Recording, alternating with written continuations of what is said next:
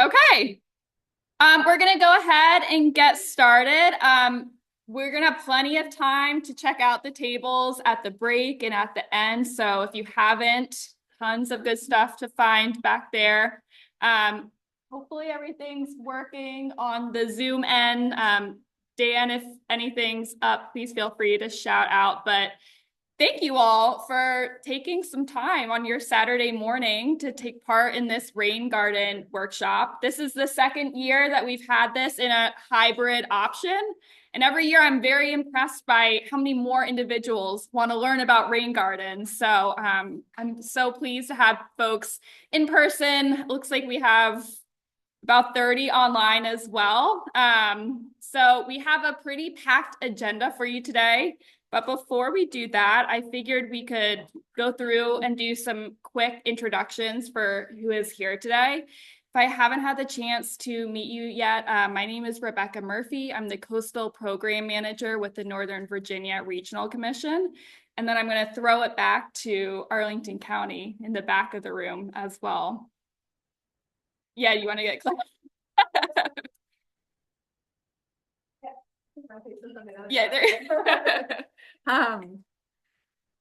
Hello, Lily Whitesell, Arlington County, and also my colleague Eileen Moonquist is here in the back. She can help answer questions and things like that as well. Wonderful. And Dan, do you want to hop off mute briefly and introduce yourself? Surely. So I'm Dan Schwartz with the Northern Virginia Soil and Water Conservation District. Sorry I wasn't able to be there in person. I came down with a cold or flu or whatever's going around recently yesterday. Was planning to be there, but figured I'd keep my cooties to myself and present virtually today. Wonderful. Thank you, Dan.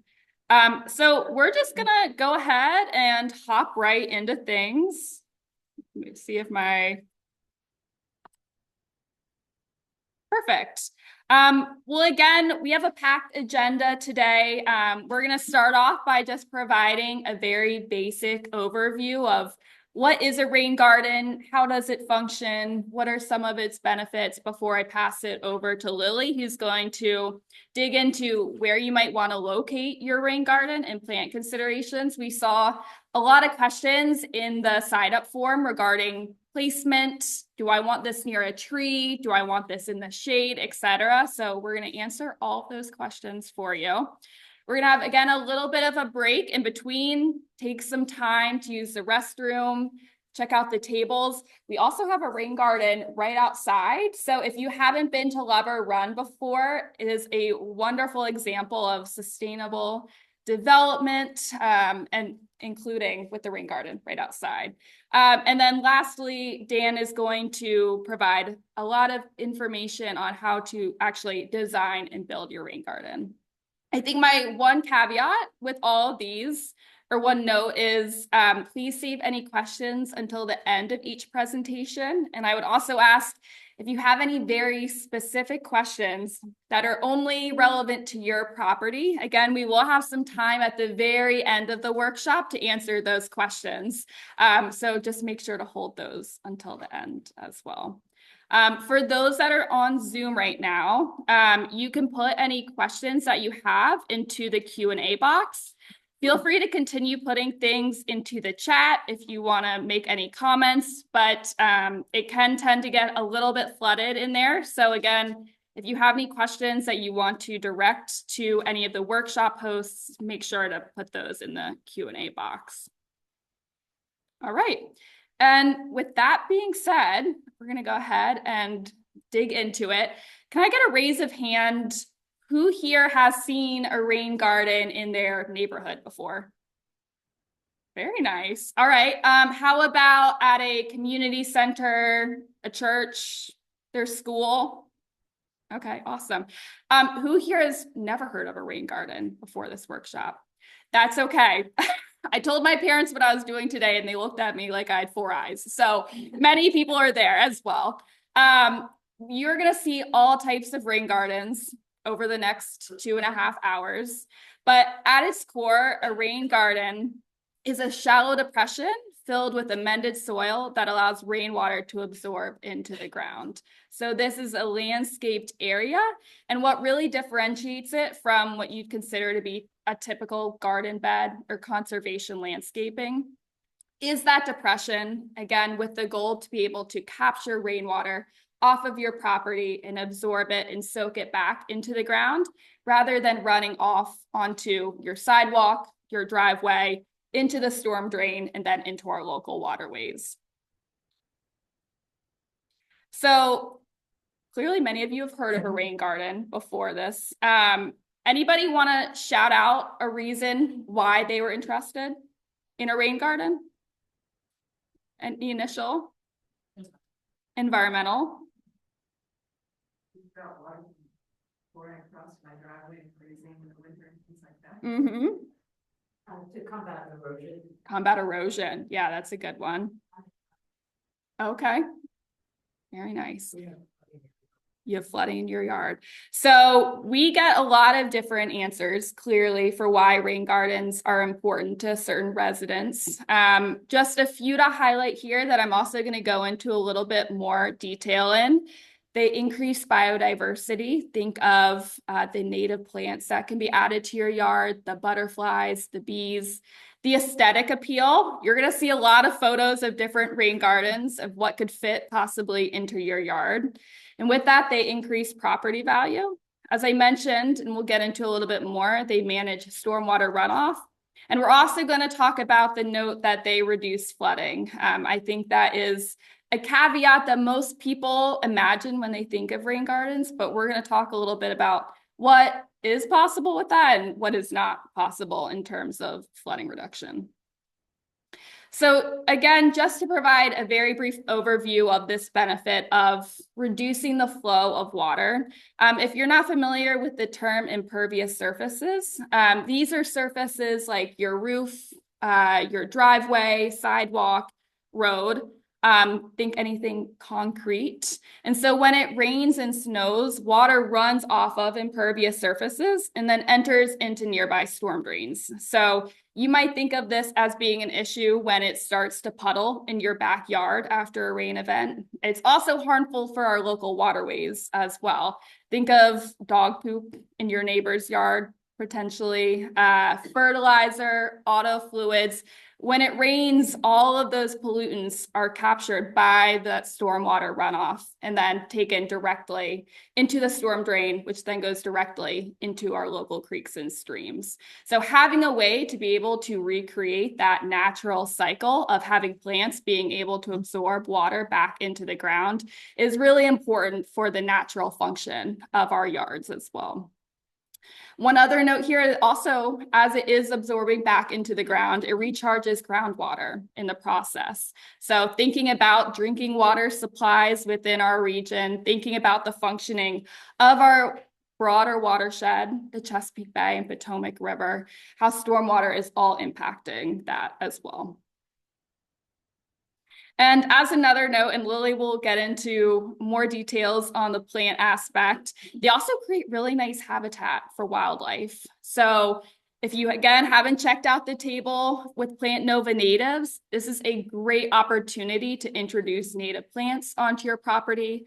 They attract a variety of pollinators, and we can help you pick out plants that will benefit those most.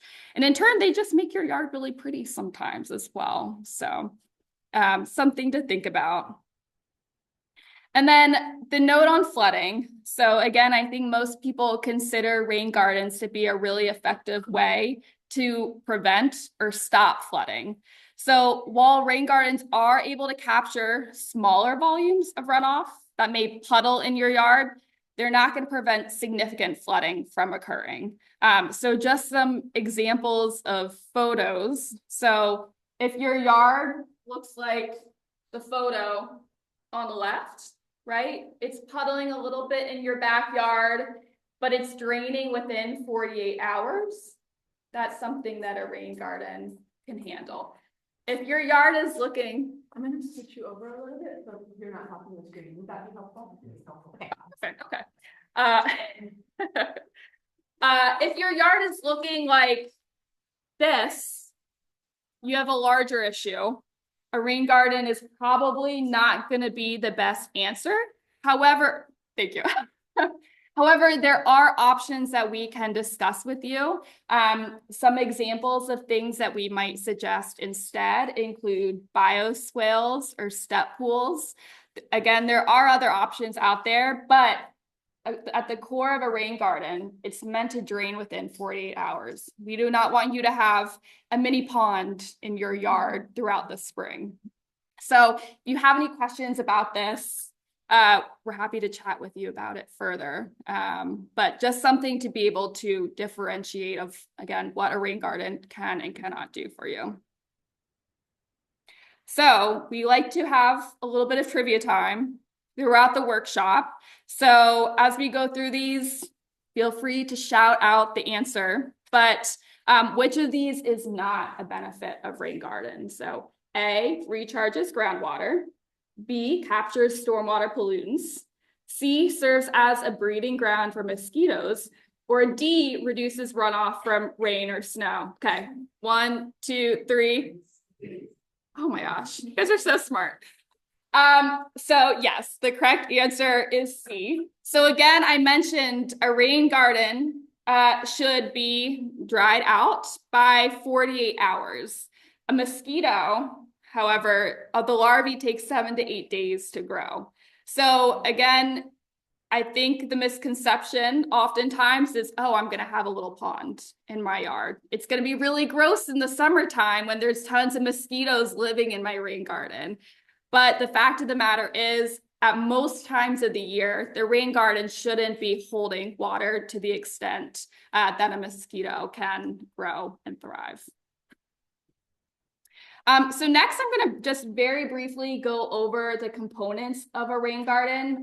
These are going to be gone into in much more detail by Dan in his presentation, but just to give you an overview of the different components so that you're familiar with the terminology. So one of the most important aspects of a rain garden is the concept of inflow versus outflow. So in order for a rain garden to function, you need to have a source of water that is flowing into the rain garden. That can be a gutter downspout, that can be a gravel funnel type area. It can be a rain chain, which I'm going to show you a photo of in a moment. So there's many options. I think oftentimes the downspout is the most common answer for that, but that is not the only answer. And so with that, after you have the inflow of water, you also need to have an area where extra runoff can escape out of. Again, we want the rain garden to be able to hold as much water as possible, but you know we have pretty heavy rain events sometimes in Northern Virginia. So having an outflow space just in case, and I like the example on the right-hand side here where you can clearly see the downspout where the water is flowing into, and then if need be, there's that extra gravel on the opposite side to be able to flow some of the extra water out as well. And so I like to show examples of these as well. Your inflow can be really pretty. If you've not heard of a rain chain before, essentially you can hook them up to your gutter. It looks very pretty when it rains. And it just slows down the flow of water during a rain event, which can then go into the rain garden or soak into your yard more slowly. This one is just a really funky downspout that I like to show, just in case you're creative and artsy. But a rain chain can cost $40, $50 on Amazon. So it is very easy to find online as well. So just something to think about.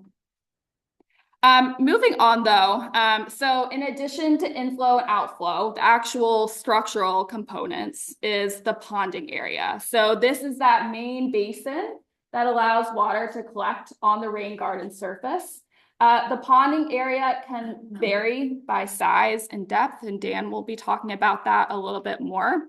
But it's created by removing soil from the ground surface and then creating a berm on the edge of the garden, essentially creating a nice little barrier for the water as well. So This image here shows a nice example of how the berm is kind of closing it in nicely with the plants as well. And then next is the amended soil. So that helps filter out the ponding water, stores it in its pores. The soil will vary depending on what you find out in a soil test. So for instance, you might have natural soil with compost. You might have soil with some sand involved as well. It will depend on what you are able to find, but there are a lot of different options in terms of what type of soil you're putting in here to ensure that the water is draining properly. And so in addition to the amended soil, it's then topped with a thin layer of mulch on the surface to help filter out pollutants and protect the amended soil. We are getting a request for you to not blur your background. It's because you're pointing to the screen. Oh, is my background blurred here? Yeah. Okay, let's see. Just unclick. Oh, yeah. Show. Good. All right. The wonders of Zoom. And again, Dan will go into these options a little bit further.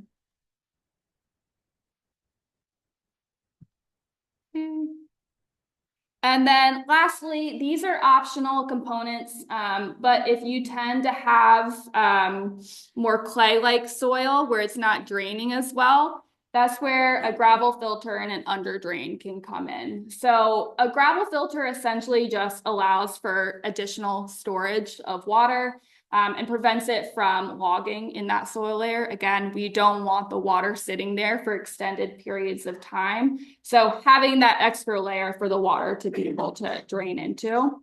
And then the under drain, as you can see here, again, this helps capture the water and move it out of the rain garden. Again, if you don't have soil that's able to absorb the water quickly, you might need to have that additional pathway to help release the water. Again, even with these, it's allowing the water to be absorbed more slowly and then released more slowly into the ground as well.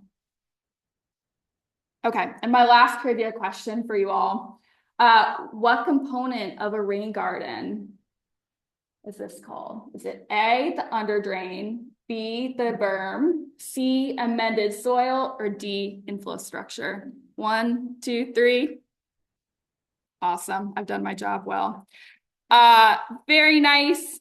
So again, high level overview. These will be gone into in more detail, but now I'm going to pass it over to Lily. I'm going to stop sharing briefly. I'm gonna stop checking the chat.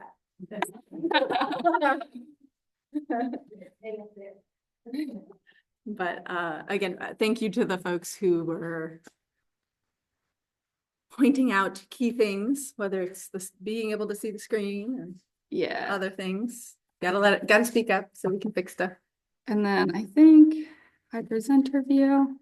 Ta-ta. Wonderful. Can we also pin my computer for now so folks can see the back of the room? Oh, yes. I don't know if that's. Oh, wait. Nope, I did not want that. Okay, sorry. I'm messing you up. That's okay. Okay. You wanted to pin this, but I don't, and then, Okay, maybe we can just undo it. yeah, let me stop sharing and then, Okay. yeah.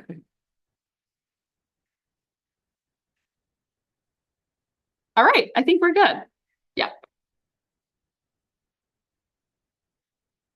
All right. Everybody hear me in the back? Excellent. If I start dropping my voice or start speaking too quickly, please stop me, raise your hand, shout at me, all of the things, okay? It is something that has been known to happen. So I'm going to go over a little bit of information about locating your rain garden. And then Dan's going to cover some of the details a little bit more carefully, but I'm going to try and give you a high level overview of that and then talk about plants, which is the fun part.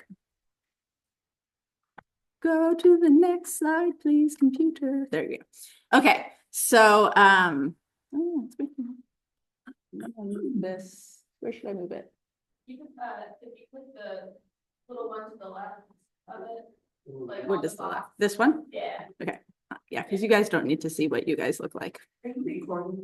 This is all getting recorded and the slides will be presented, will be posted, is the word I was looking for online. I'll put it down here with the other thing. Okay, so again, my name is Lily Whitesell here from Arlington County. Thank you all for being here. We're going to talk a little bit about some of the considerations for finding a good rain garden location on your property and also those plants. So what are the things that you need to think about for your rain garden location? Number one, you need to be able to connect to your runoff source. So here it would be very easy for that downspout to just send the water onto the driveway and have it go out into the street instead of connecting it right down into the rain garden that you see there, right? We need to make sure that the runoff's getting to the rain garden. We want to make sure that we have a minimum distance from the foundation, from trees, avoid utility lines, don't electrocute yourself. We'll talk about that. Not too steep, not too flat. Plan for overflow in a heavy storm. Rebecca talked about that a bit already. Adequate soils. Again, Dan's gonna go into a lot more detail about soils, but I'll give you a quick overview first. And then make sure that you have enough space or that you plan your size appropriately. Sure. On time. All right, so let's talk about minimum distances first. So typically we say we want you to be at least 10 feet from the foundation of your home. We're not trying to flood your basement, right? So 10 feet away. If the rain garden, if you're capturing water from your neighbor, other people's water, you know, and the rain garden is going to be upslope from your home, we say 40 to 50 feet is a good rule of thumb. Outside of tree drip zones, we're not trying to flood your basement. We're not trying to kill any trees here, right? So look out where the tree branches extend. That's probably where the roots also extend out to, okay? So we want to be very careful to protect any trees. If you have trees and that's where you wanted to put your rain garden, there are other things you can do. Don't kill your tree to build a rain garden. Avoid all of the lines. Wells, septic fields, electric, gas, water, sewer, storm drain pipes, internet lines, cable lines. I'm probably missed something, but don't hit any of them. You can call Miss Utility. Has anybody here ever called Miss Utility before? Ask them to come out. It's a free service. If you don't want to talk to anybody, you can also do online, virginia811.com. Okay, it's very easy. It's free. You're going to feel really accomplished the first time you do it. You're gonna be like, yeah, I did that thing. Avoid easements. So check your home's plat as well. So if you did have a storm drain line, there might be an easement around it that's not the pipe itself, but the access to the pipe essentially. All right. Again, talking about runoff, slopes, and overflow. So again, we want to be able to capture water, concentrated runoff that's moderate to intense, but as we said, it's not for flood control. Capture runoff, not flooding, right? Flat areas often have poor drainage. That has to do with the soil type. So you see something like this and it never ever drains, then that's, you know, just a little check your soils, check your perk test, all of those things. Now, that being said, this time of year, the water table is the highest because it's colder and the trees aren't taking up as much water as they would be in the summer. So keep that in mind as well.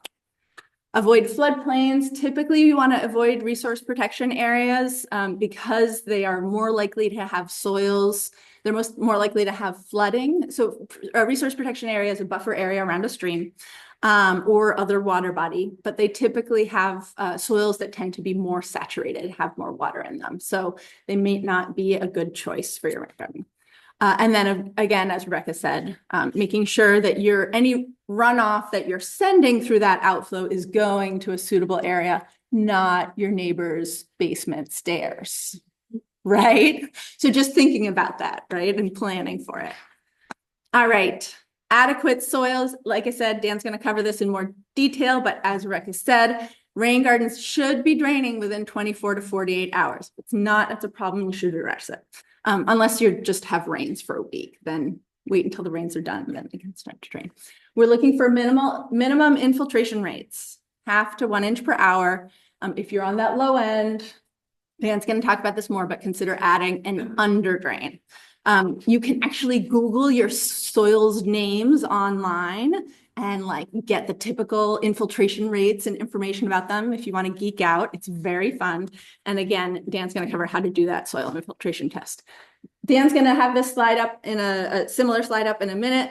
There's a lot of, these are really nice, easy links to find no matter which jurisdiction, local jurisdiction you come from, some of the mapping software. Here's an example on your right of some of the kinds of information that you might find. You see there's a storm drain pipe, there's a stream, that's that blue line. There's a resource protection area, that's that stream buffer area I was talking about. And then the two different soil types that you have there. You can Google it right now if you want, those two different soil types. So again, finding a good rain garden location. What's the other part is having enough space. Typically, a typical homeowner voluntary, not required rain garden would be between like 50, 150 square feet. But what else do you want to think about? How much roof is going to be draining into each side of your home? How much would drain to your potential rain garden spot? How much area is available in your desired location? Do you have other size requirements? Are you trying to do this to get credit on your stormwater utility credit? Or on your credit on your stormwater utility bill? Or are you doing it for another kind of grant program or something like that that has those size requirements based on the amount of area that's draining to it? Dan's going to cover this in a lot of detail. This is a quick and dirty back of the napkin calculation that you can use. Let's say, for example, that you had a roof that's 30 by 40. Did I choose these numbers because the math's easier? Maybe. That would give you a roof size of 1,200 square feet. And let's say you have 1 inch of rain, which just happens to be 1/12 of a foot. That gives you about 100 cubic feet of runoff, right? But who knows what a cubic foot looks like anyway. Let's convert that into gallons. That's 750 gallons of runoff that would come off of this roof. Now, you might have downspouts in the front and downspouts in the back, and you might have to divide it in half, but like that seems more reasonable compared to, but Dan will also give you a spreadsheet. You could just put in numbers and it'll spit out the answer. But this gives you a general sense of things. If you have a smaller roof, which a lot of folks here in Arlington do, let's say you had, for example, 800 square foot roof, you'd still having quite a bit of water, right? 500 gallons of water coming off your roof. So if you think about it, a typical rain barrel is like 50 gallons. If you had 2 of those, that would be 100. So you're still dealing with a lot of water, right? And just as a note, a 1 inch rainfall, we know that's a pretty intense rainfall or a very nice steady rainfall over a longer period of time. Most of our storms are there or under 90%, but we're always gonna plan for the bigger storm because we know it can and will happen eventually, even if we had drought all last year. All right, so here's an example. This is a roof top in a home you can see there's a driveway, there's the roof. So let's look where we could put a rain garden on this property, right? So there's our roof. Thank you to Dan for this slide, by the way. He did it last year and I'm covering it this year. So we want it to make sure that it's at least 10 feet away from the home's foundation. We want to avoid the trees. We're not killing the trees, right? We want to avoid our drip line, the canopy of the trees there. And so these are our possible areas for our rain garden. Can you guys see? Okay. So we also, one other thing that we would look at, and we would know if we lived there, right, is where's upslope and where's downslope, right? So on this, we're going to pretend that everything is downslope away from the house. But we also, it's hard to get water a long distance away from your roof. So we also want to try and keep it within about 40 feet. It's just a rule of thumb. So if we're looking in these areas that are about 40 feet away, this is a pretty big lot. Not everybody has a lot this big. But you can see where our best spots for rain gardens would be, those red lines there. All right. Any questions about that? That's the hard stuff. Now I'm going to give you some pretty pictures. You ready? Excellent. Okay, how do you blend your rain garden into your landscape? This is a very nice lady who decided she had a really lovely set of plants along the back of her property. And she's like, I just want to bump it out a little bit. You can barely even tell that it's down, you know, there's a drop down because there's a nice gradual slope on the sides of her rain garden. And she just really blended it into the property nicely. She had a contractor come out and do the digging, and then she did the planting. This is a fun way for her to get that done. Here's another really nice example of a rain garden. This is also a homeowner done one. This is before. 1 month later, added up with the berm. Again, nice gentle slopes on the side. Maximum ponding depth, probably about 6 inches in the middle. Added some stone along the bottom end of the berm. The water comes in. You can't see my thing. The water comes in over here and exits right here. Planted it with some shrubs. Planted them when they were small. Probably got them from the soil and water seedling sale, which opens next week. And then they started to grow a little bit, planted some nice flowers around the edge, and then 6 years later, boom. So they grew up really nicely. Here's another example. This is the berm around the bottom here. You can kind of see the shading on that. It's very hard to get a picture of a rain garden with water in it. So you have to like run out when it's raining. This is a really good example of what, like, you can see the raindrops falling into the water there. So they did their job. Water is coming to the rain garden, right? And it grew up. Here's another example. They had to do a little bit of additional mulch along the berm to make sure that they weren't losing any ponding area, and planted some plants up there as well. Here's another example. You've got water coming through the inflow, I believe right here, and then the plants in the foreground. Nice little bridge over the Drum Creek bed. Looks very pretty. All right, you ready for trivia time? These are all true or false, so there's a lot of them. Okay, you can do it. I believe in you. All right, the first question is, true or false, rain gardens should be installed in wet soils with a high water table. 3, 2, 1. You're great. True or false, Miss Utility is a free service to mark utility lines. 3, 2, 1.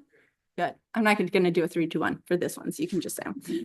True or false, flooding problems can be solved by rain gardens alone.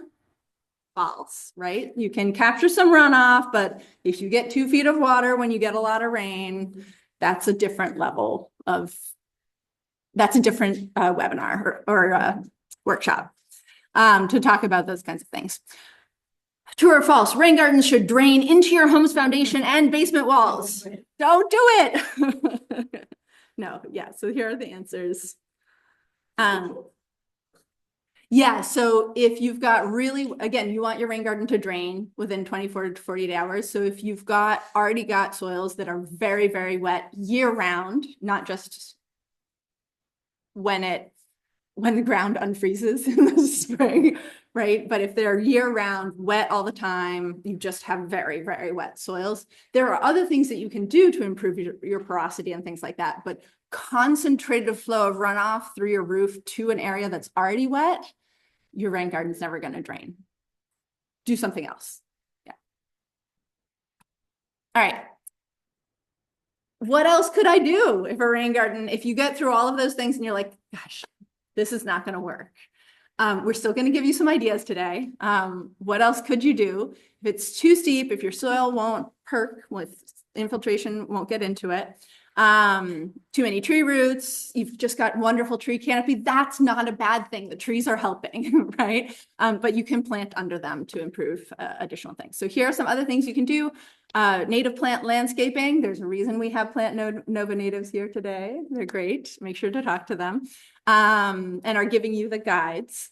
Terraces, you can break up slopes with terraces, add soil amendment, improve your soils with organic material, planting, of course, swales, dry creek beds, add check dams to slow down the water, rain barrels, rain cisterns, dry wells. Dan's also going to talk about a rain garden and a planter box. You've probably seen the required ones around town here in Arlington, at least. But there's also, you can do it kind of more of a DIY thing. So here's some examples. So this is an example of a swale with some check dams. These are like concrete. You could just use rocks. It doesn't have to be super fancy. Here's a nice example of one with kind of a nice cobble with some larger rocks to break up this concentrated flow and have some little step pools along your channel. Native plant landscaping, there's some nice example, again, breaking up slopes with terracing. So if water's coming down the slope, it's going fast, right? But if you break it up with some nice terraces and add some nice organic material, it can help to slow down that water, dissipate some of the energy, and things like that. And you can actually add to it. Like if you have tree roots along there, you don't want to break those up. You can actually add some organic material to get them flat like this. And you can use stone, like in this picture here. This is a really nice example where they were able to just kind of mulch and plant. This is a nice example of a terrace with just using cobble was enough to slow down some of the water that was coming through there. Some landscape ties, some nice planting along a walkway. These are actually coconut fiber biologs that folks used. And then this is kind of an intense mulching situation with some leaf mulch, but it was able to really slow down the water. This is kind of a more intensive, here you don't have a lot of tree roots. They're like rototilling organic material way down into the soil. Again, poor drainage. This was actually an example of a place where the really, really wet spot was kind of back here and in the middle of this grassy area, if you can see that. But so we were able to go just a little bit upslope from there, get a nice rain garden in, direct the water into the rain garden that was coming through all through here, direct the water in, and then it was going back out over there. And then by allowing this area of the yard to be wet, they were actually able to reclaim some of their lawn space in the middle. This is an example here in Arlington. All right, trivia time again. Which of the following are ways that native plants and soil amendment can help address common landscaping problems? Native plants and soil amendment, organic material, can be incorporated into terraces to slow down runoff and prevent erosion on slopes. They can be used to improve porosity and uptake runoff in slow draining soils. Native plant soil amendment and a 6 to 12 inch ponding depth can be incorporated into rain gardens to collect and absorb heavy runoff, or all of the above. I made it easy for you guys. There's a tricky one later, okay? You can thank me for that one. All right, so any questions at this point? We're gonna talk about plants next. Yes. Can the runoff come in from the street? No, the overflow. Can the overflow go to the street? Going to the street is better than, okay.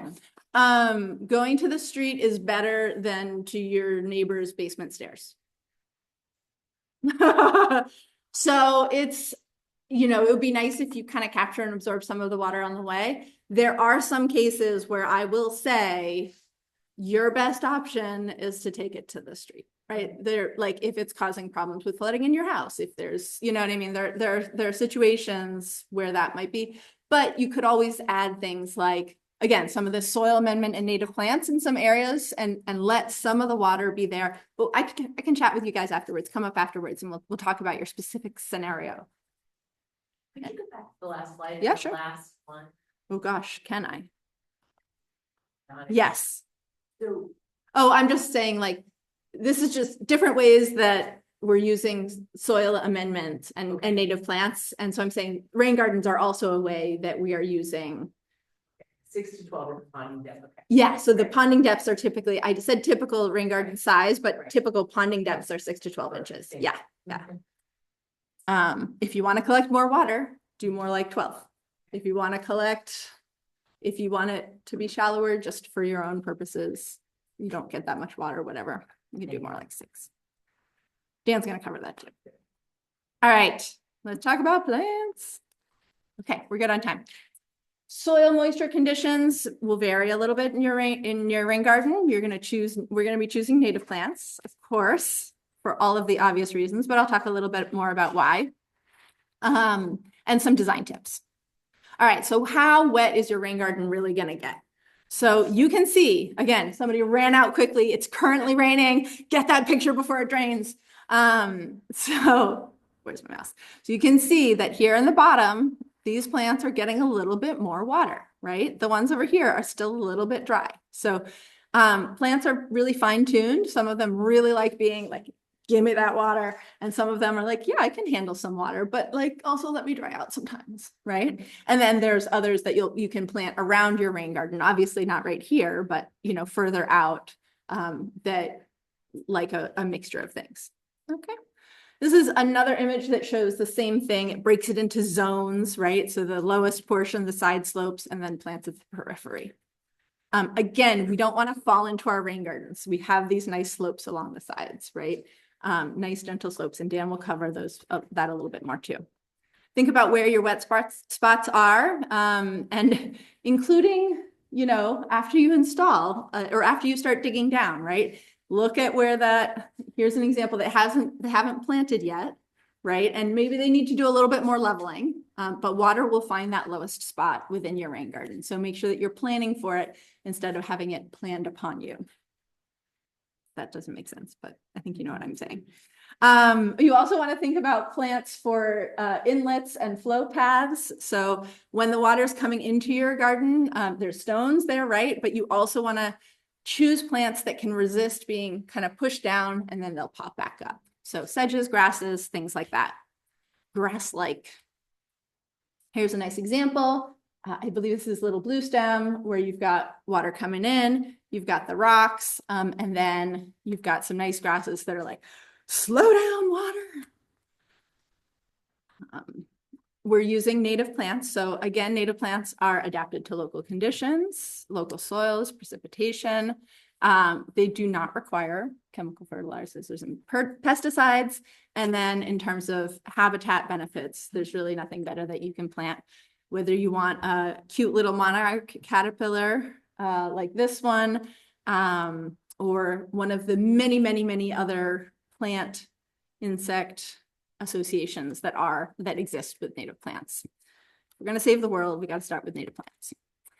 We're definitely going to do is avoid invasive plants. So a non-native plant that's also very aggressive, right? Aggressively, I'm not going to read all that, the definition. So they displace native species, they escape into our parks, they climb up that tree right there that has English ivy on it. I'm going to go cut it after this, I swear. They reduce wildlife habitat, they alter ecosystem processes, they kill that tree.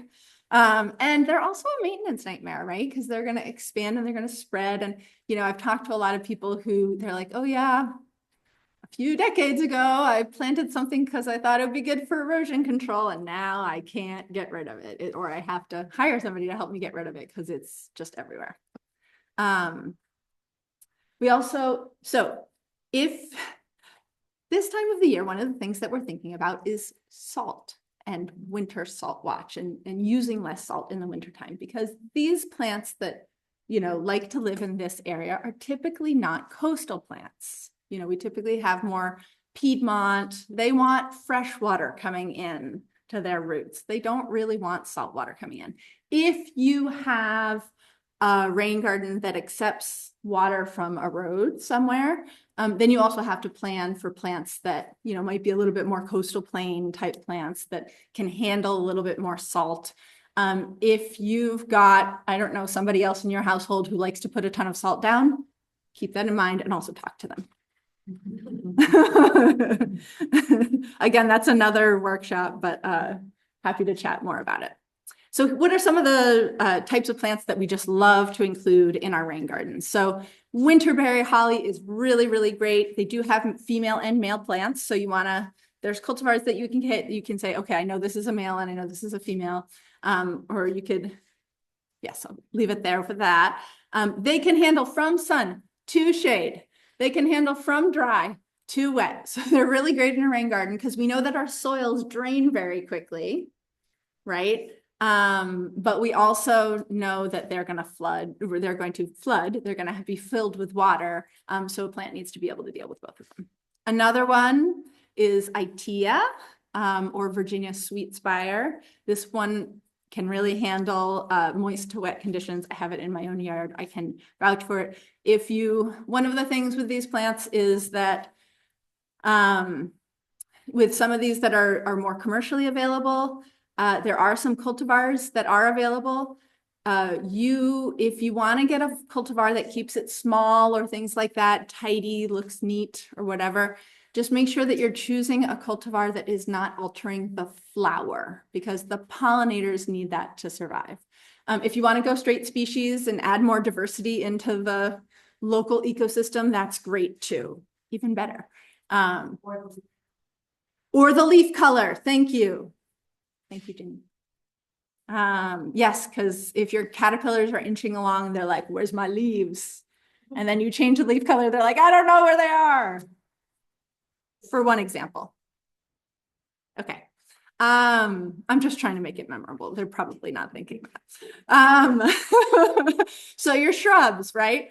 So more shrubs include chokeberries. So there's two types of aronia. Black chokeberry is a little bit smaller, and red is a little bit taller. Both are beautiful. Both have lovely berries.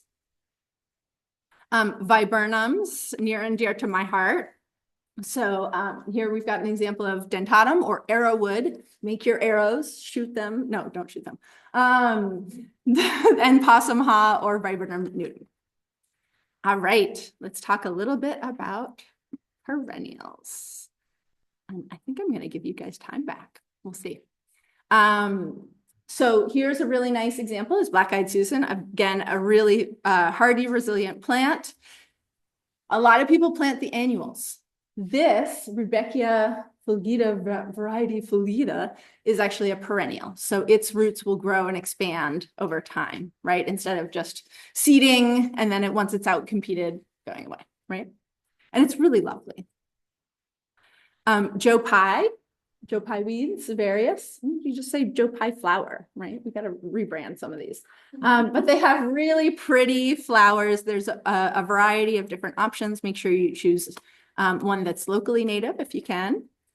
There are a couple different types of mountain mints, also pretty hardy, really wonderful pollinator plants. Gosh, the pollinators on these guys are just phenomenal. More winning plants for the sun, rain garden plants that will do well. Cardinal flower, milkweeds, right? So if you want your monarch butterflies, if we want them to come back, we've got to plant our milkweeds, both the orange and the pink. Bee balms are also really lovely. They are in the mint family. So if you need to kind of expand into a new area, they're a great plant for that. And they divide, you have extra, you give them to a neighbor. They're pretty. Why not? Asters for fall color, summer phlox and creeping phlox, also really lovely. For the shade, so again, we're avoiding our tree roots, but we know that the shade is cast from multiple directions, so we might have more shady spots. You might have a smooth hydrangea for a more shrubby type of, or elderberry for shrubby areas, or for your shrubs in your shady areas, sorry. Foam flower, turtlehead, and then a whole variety of ferns. Cinnamon, there's nothing like a cinnamon fern. They just get so nice and luscious and big and have the gorgeous spire in the middle. Sorry, I don't have a picture. That might be cinnamon fern. Anyway. And then for the inlets, right? We talked about the flow of water coming in. So grasses or grass-like plants. So that includes rushes like the soft rush right here. Little blue stem was in the picture I showed you earlier. There's a lot of different types of sedges. One of them is actually called creek sedge. It's going to be able to handle your water, right? Pennsylvania sedge, tussock sedge. There's also a number of other varieties. You can even include blue flag iris, can handle inlets, the water that comes in there too. All right, there's two plants that are on here that I want you to be careful about. If you live in Arlington, these might not be for you because we tend to have smaller lots here, but sea oats or river oats, sometimes they're also called Casmananthium latiformium, and switchgrass will really help extend. If you got a large area to cover, then it might be fine, but they do tend to expand pretty quickly. They're native, they're hardy. Design tips. Okay, so we already talked about incorporating our rain gardens into our landscape, defining your edges, right? So whether that's with edging, with smaller plants, with those sedges that we just looked at here. Here's my mouse, right? Like these. And stone, or other, just make sure that your water can get in. Shorter plants in the front, taller to the back, right? Make it look a little, it's just kind of a general landscape tip. Consider a simple planting pattern. If you put 20 different types of plants, one of each, you're not going to remember next year what's what. Okay, so I'm going to show you some examples of some of those. At least 3 to 7 plants together. It really helps to create color, cohesion, pattern. It's also really good for pollinators, turns out, which is great. Make sure to plant densely to help discourage weed growth, but also plan. If you've got a shrub, you saw that picture where 6 years later, boom, right? Plan, especially for your shrubs, for how big they're going to get. So with a shrub especially, you can typically think that the max height is probably going to be about the max width as well. So you can do some ground covers around and under those. And then also think about all 4 seasons, at least, you know, March to September, October, and year-round interest in habitat. All right, so for you all as homeowners, one of the choices that you get to make is, do you want to use seeds, or do you want to use plugs, or do you want to use pots? Do you want to use seedlings for your shrubs, or do you want to get something that's already pretty big? We don't typically recommend seeds because the water is going to wash them all around. But plugs, ISIL native plants is a place where you can get flats of plugs online. It's on some of the resources that we have back there at our table. But think about, like, do you need it to look like full and lush from day one, or are you ready to wait for a few years? Know thyself, know your gardening, right? And obviously there's a cost differential there, right? So like that's one of the things that so, and I saw some nodding in the back. Yes, I need it to look amazing at day one. So again, if you know yourself, then you can make that choice. It's good. Trivia time. What kinds of conditions should you plan for in your rain garden plants? Choose all that apply. Flooding tolerance for the deepest part, moist to wet conditions for the edge, hardy plants for concentrated inflow, plants that cannot tolerate flooding for the deepest part. This is really hard, guys. Which ones? So A, B, C, D, which ones do apply? 3, 2, 1. A, B, and C. Yes, not D. Yes. Yeah. Don't put something that likes dry conditions where it's going to get the most wet. That's all that means. Just seeing if you're paying attention. What other factors should you consider when choosing rain garden plants? Sun requirements, part sun, part shade or shade, native plants for habitat benefits, hardy plants that can tolerate a range of conditions, plant container size, ease of maintenance, or all of the above. Good job, guys. If you want a tidier looking rain garden, then shrubs can really help that to look very nicely defined. And I ascribe to a mullet philosophy for my planting. Is tidy in the front, hardy in the back. So just like know where you're planting and what you want it to look like. You could also do tidy in the front and tidy in the back. That's cool. Whatever whatever garden works for you. Yes. Oh yeah, thank you.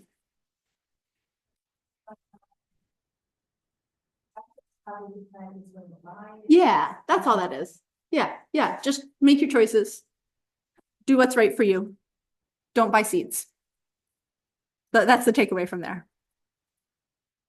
Okay, so here's some ideas for simple designs. So here we've got,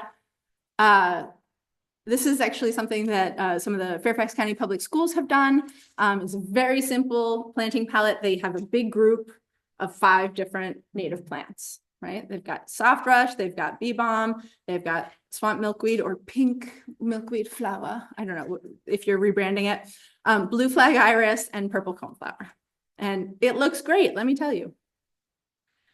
Here's an extremely simple planting palette. This is a rain garden. It's actually at a business, and they chose to just have sedges. That's cool. You know what? I bet they know when weeds start to grow. Right? Like do what's right for you. Here's another picture of the, here's some of the pink milkweed and the bee balm over here. So again, just mass plantings, they look great. And there's always something interesting, right? So the soft rush is kind of semi evergreen, right? So it has kind of winter color and then the other things too. Here's an example with the black-eyed Susan.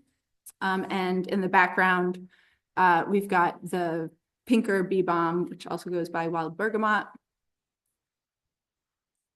Here's another example. This is with Joe Pye. When it's flowering, it looks really great. And it has some nice contrast with things in the foreground and the background. Well thought through. Here's another example. I think this is Joe Pye and black-eyed Susan together. And I think, oh, here's an example from my party in the backyard. So this, I didn't dig it out, but I have a kind of a natural low spot in my yard. So it's sort of a rain garden. It wouldn't qualify, for example, for the stormwater utility credit, which we'll talk about in a minute. But I planted some lizard tail and allowed it to grow. And I planted some bee balm and allowed it to spread. And it looks great. But one of the things that I did there also was try to make sure that I have flowering plants year round. So in the early spring and, March, April, it's coming, guys. I promise it's coming. Bluebells and common violets, which are native plants. Great for our early pollinators. I have sweet spire flowering in May and June, lizard's tail and bee balm in June, July, as you can see in the photo.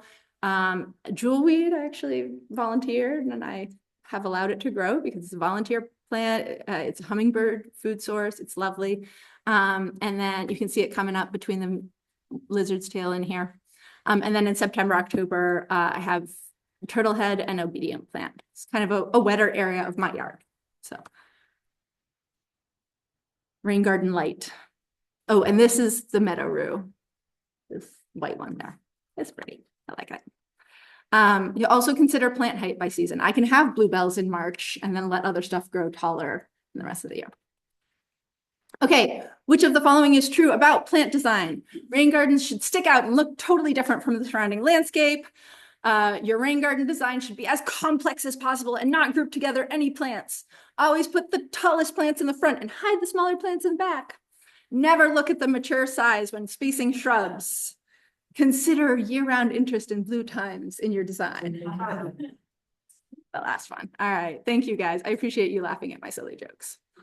All right. I'm going to talk a little bit about a couple of other things. So we have, Dan can provide some more information about this. There are some jurisdictions. I know, are some of you here? So who's here from Arlington? Who's here from Fairfax County? Who's here from Alexandria? Who's here from somewhere else? Okay, got all of you with the first three. Awesome. Very cool. So some jurisdictions, so of you guys who are here, Fairfax County residents are eligible to apply for VCAP, subject to state of fund availability. There's an application process. So you can learn more about that online. For Arlington, and I believe Alexandria as well, there is stormwater utility credit that you can get for installing these things. And this is the information about Arlington. Sorry, I don't have information about Alexandria, but you can find all that information online. For Arlington, there's a 10% credit available off of your bill. We still need to pay for the stormwater program, guys. We can't give you 100%. We do have a minimum size for your rain gardens for Arlington as well. Old rain gardens are grandfathered in, but if you did one with stormwater wise, you didn't, we talked about that earlier. The credit can be renewable, but then you have to kind of apply every other year, if I'm not mistaken. And this is a list of some of the documentation that you need. Please make sure to take your before photos if you do a new one. And then all the additional, and keep your receipts and things like that. Other great things. So every year we have a green community tour or green home and garden tour. We've done it in June for what, like 30 years, Eileen? 20, I don't know, maybe more like 20. I'm exaggerating, but now we're going to do it in September. So you get to see what's blooming in September and being curious about what's growing in other people's yards, including their backyards. So, and then Rain Barrel Workshops, it's actually a partnership program throughout all of the Northern Virginia jurisdictions. We have our first one here in Arlington at Barcroft School and Elementary School. And that will be March 25th. Registration is currently open. If you want to go online and buy a rain barrel right now while you're listening to me talk, that's fine. I'm not mad. I'll be there too. If you look up Northern Virginia Rain Barrel Workshops, you should find it. Or Arlington Rain Barrel Workshops, it'll link over to where you need to go. If you like typing Arlington better. Whatever you want to do. A couple little PSAs here. Flood Awareness Week is coming up in March. We talked a little bit about flooding and why rain gardens are not good for like real intense flooding that might be coming through. Know your flood risk. Know if you're in a floodplain, if you have floodplain on your property. More than 20% of flood insurance claims are from low to moderate risk areas, not like in the floodplain of the stream. The reason why we talk to you now or in March about flooding is that there's like a delay. There's like a 30-day delay before it starts to kick in. So don't get to like May and be like, oh my God, there's a flood coming. Let me go online and buy it. No, you can't do that. Get it before the crazy rains start to happen because it will rain again, even though last year we had a lot of drought. Also, turn around, don't drown, right? Don't drive through floodwaters. Don't try to walk through floodwaters. You know, it happened in, of course, North Carolina, but also Southwest Virginia. It happened in Virginia this past year. Just be careful. Sign up for your county's alert system in Arlington. That's the link in Arlington, but you can find it all online too. So you can get notifications of what's happening. Cool. I think with that, that's it for me. Now you guys get a break. 3 minutes before time. Thank you guys. And during the break, think Rebecca, we have some questions to pull up during the break? Okay, so you can chat with your neighbors. Do you all know where the bathrooms are? Okay. Oh, question, yeah. Oh, so if you go out towards the info desk and then hang a left, you can also ask them, hang a left by the info desk. The restrooms are there. You can also chat with your neighbors about what you're planning to do with all this newfound knowledge. And 15 minutes? I think we were going to start at 11. Perfect. Okay. Yeah. Great. Folks online, hang in there.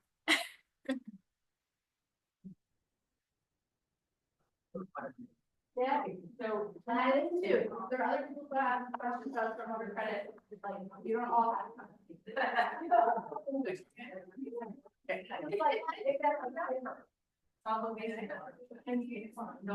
Well, you got all these. Okay, so my question is, last year, there was an application where we had to send in photos. Okay.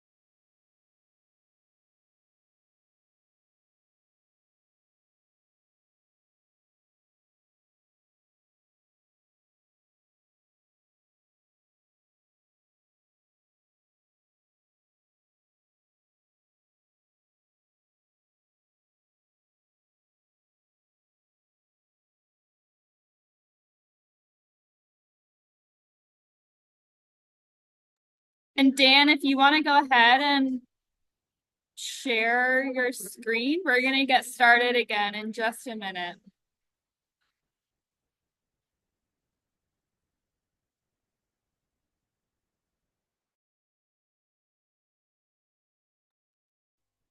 Sounds good. I will do that now.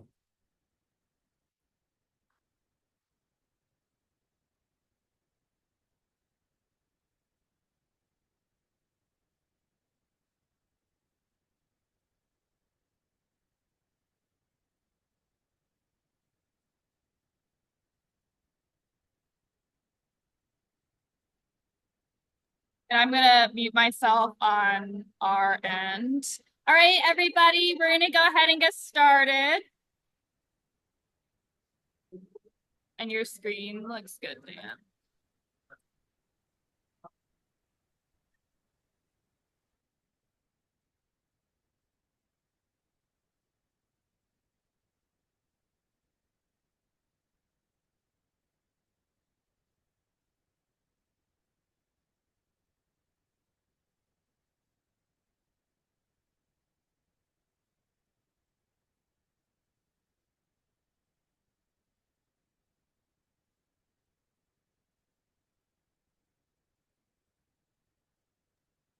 All right, Dan, I think you are good to go. All right. Thank you, Rebecca. Good morning, everybody. Glad to be here virtually with you. Sorry, again, I couldn't be there in person. As Rebecca and Lily mentioned, we're going to get into more of the nitty-gritty design and construction. It's not going to be real numbers heavy, but we will get into some of the numbers that you'll need to think about when you're designing a rain garden. And I do want to put this caveat out there that all of you are interested in voluntary rain gardens, which means rain gardens that you're putting in just for the heck of it, just because you want to. So you do not have to do sizing. You do not have to do all the numbers that I'm going to be talking about.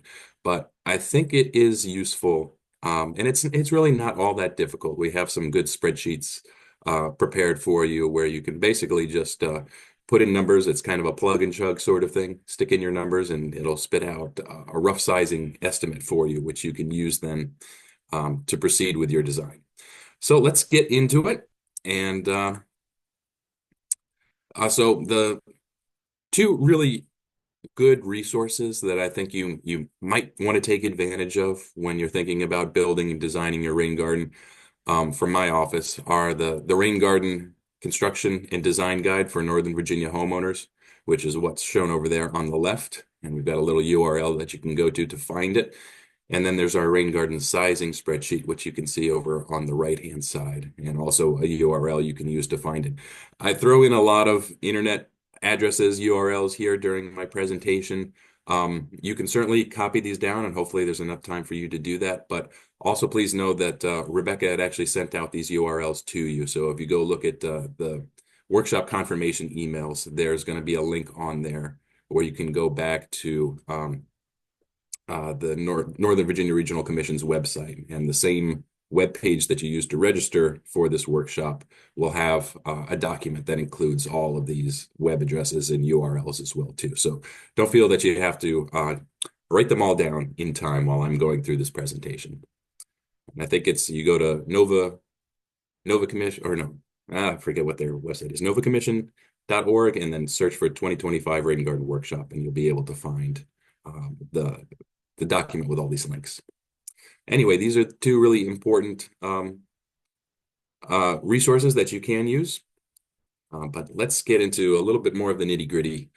So it is always important to do your homework. I have these sort of 8 rough steps that you can follow as you're designing and preparing your rain garden, culminating with construction, of course. Luckily for us, Lily has pretty much gone over step 1 and 2, decide why you want to build a rain garden, and decide where you want to place your rain garden. So we're going to skip ahead and start with number 3, which is to check the suitability of the placement. Once you've kind of figured out on your own property where a rain garden is probably good to go, then you have to do a little bit of work to figure out, really, is the soil good at that spot? Are there other obstructions there that might cause me some trouble when I'm trying to put in a rain garden in that location? Determining the size of your rain garden, that's going to be our sizing spreadsheet. And the sizing spreadsheet will, of course, lead you to the materials and the volumes you need to use, and then will help you decide on the tools that you need as well too, and give you your cost estimate.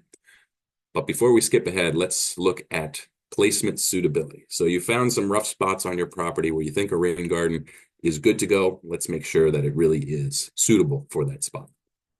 So again, bunch of URLs. The nice thing in the last 5 to 10 years, really, all the local jurisdictions around here have started putting up their interactive GIS maps, Geographic Information System maps, online. So you can go to your jurisdiction's website, click on any of these links, and it will pull up a map that will really help you when you're deciding where your rain garden should go, or really deciding if the chosen location for your rain garden is suitable. So I won't go through all of these URLs, and again, they're up there. You can copy them down if you'd like. But of course, as I mentioned before, you can also go to the Northern Virginia Regional Commission's website, and all of these are posted up there as well too. Or you can just check your old emails, the workshop confirmation emails that Rebecca sent out, and those will include a link to all of these URLs. Basically, though, you can go to these online mapping services that each of the local jurisdictions have, and look up maps that will show you what type of soil you have on your property, where your storm and sanitary sewers are located. Generally, they're out in the roadway, but every now and then you'll find a sanitary sewer or storm sewer easement running through your property, and generally you don't want to put a rain garden on top of one of those pipes. You can find out where mapped floodplains and resource protection areas are. And of course, generally you want to keep your rain gardens out of floodplains, and certainly you want to keep them out of the resource protection areas, because you can get into a little bit of regulatory trouble if you try and build in a resource protection area without proper approval. And basically all of these websites will also include aerial imagery. And the nice thing about it is most of these web applications, mapping applications, have a feature where you can click on the map and measure sizes. So it's a very useful way to measure the size of your roof, to measure the size of your lawn that's going to be draining down to your rain garden. And getting those sizes, that drainage area footprint, the size of the roof that's draining to the downspout that's going to flow to your rain garden, the size of the lawn area that's going to flow to your rain garden, that really simplifies a couple steps down the sizing calculations that you'll have to do. One of the most important things when you're deciding suitability is your soil type. A rain garden needs to perk, it needs to drain in order to work. And if you've got bad soil, you might not be able to get that percolation that you need.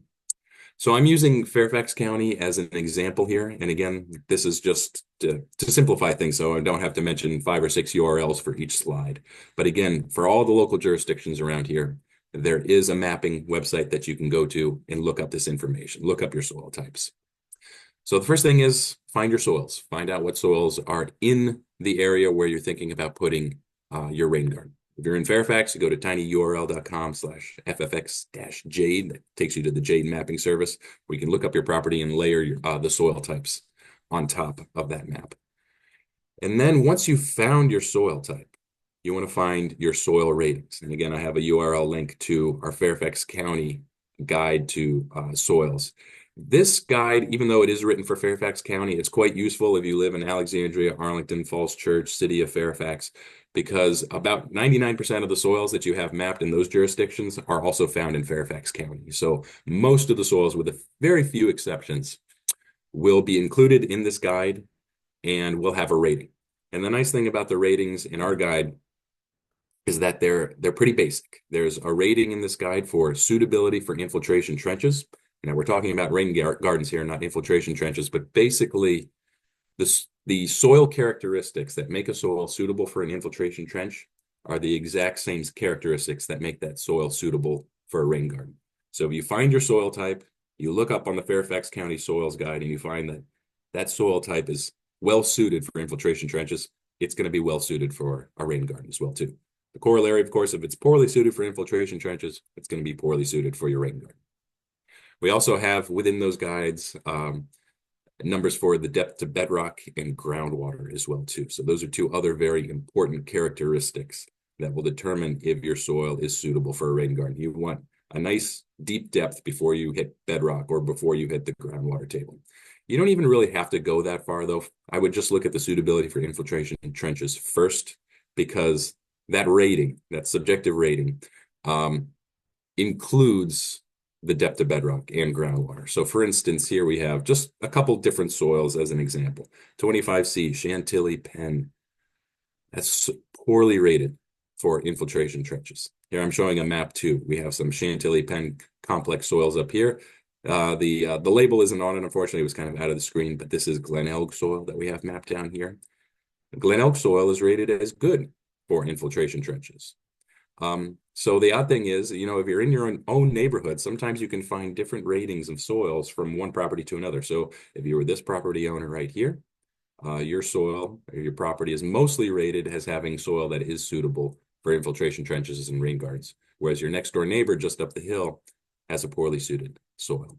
So things can change over a fairly short distance, or short horizontal distance. So I just want to remark that it is very important to look up your soil types before you start building a rain garden, because you don't want to be caught putting in all the effort, all the time, all the money into building a rain garden on a soil that really isn't well suited for it. Next, call Miss Utility again. We're sounding like a broken record here, but it's always good to know. It's always essential to know, not just good, essential to know where your buried utility lines are. We're not at the construction step yet.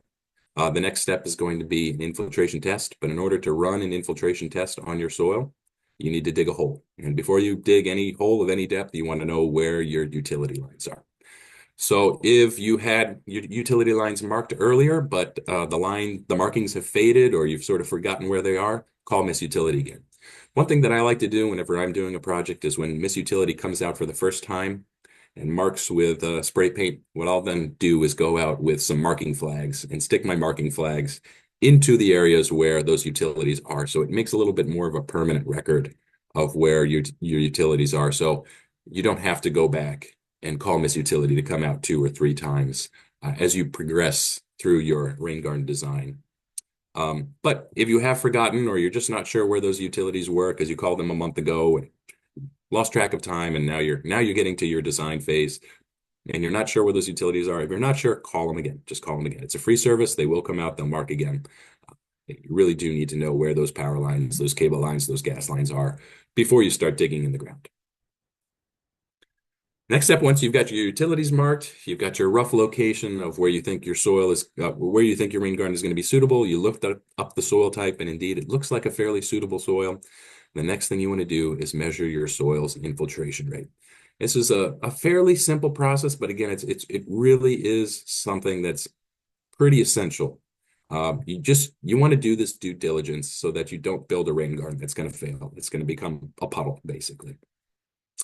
How do you measure your soil infiltration rate? It's not much more complicated than digging, a fairly deep hole into the ground, soaking it with water, and then measuring how quickly that water drops, how quickly it absorbs down into the soil. We have up on my office's website a guide that you can use and a data sheet that you can use as well that will help walk you through step by step how to do the infiltration test. But again, it's not that much more difficult than digging a hole and filling it up with water.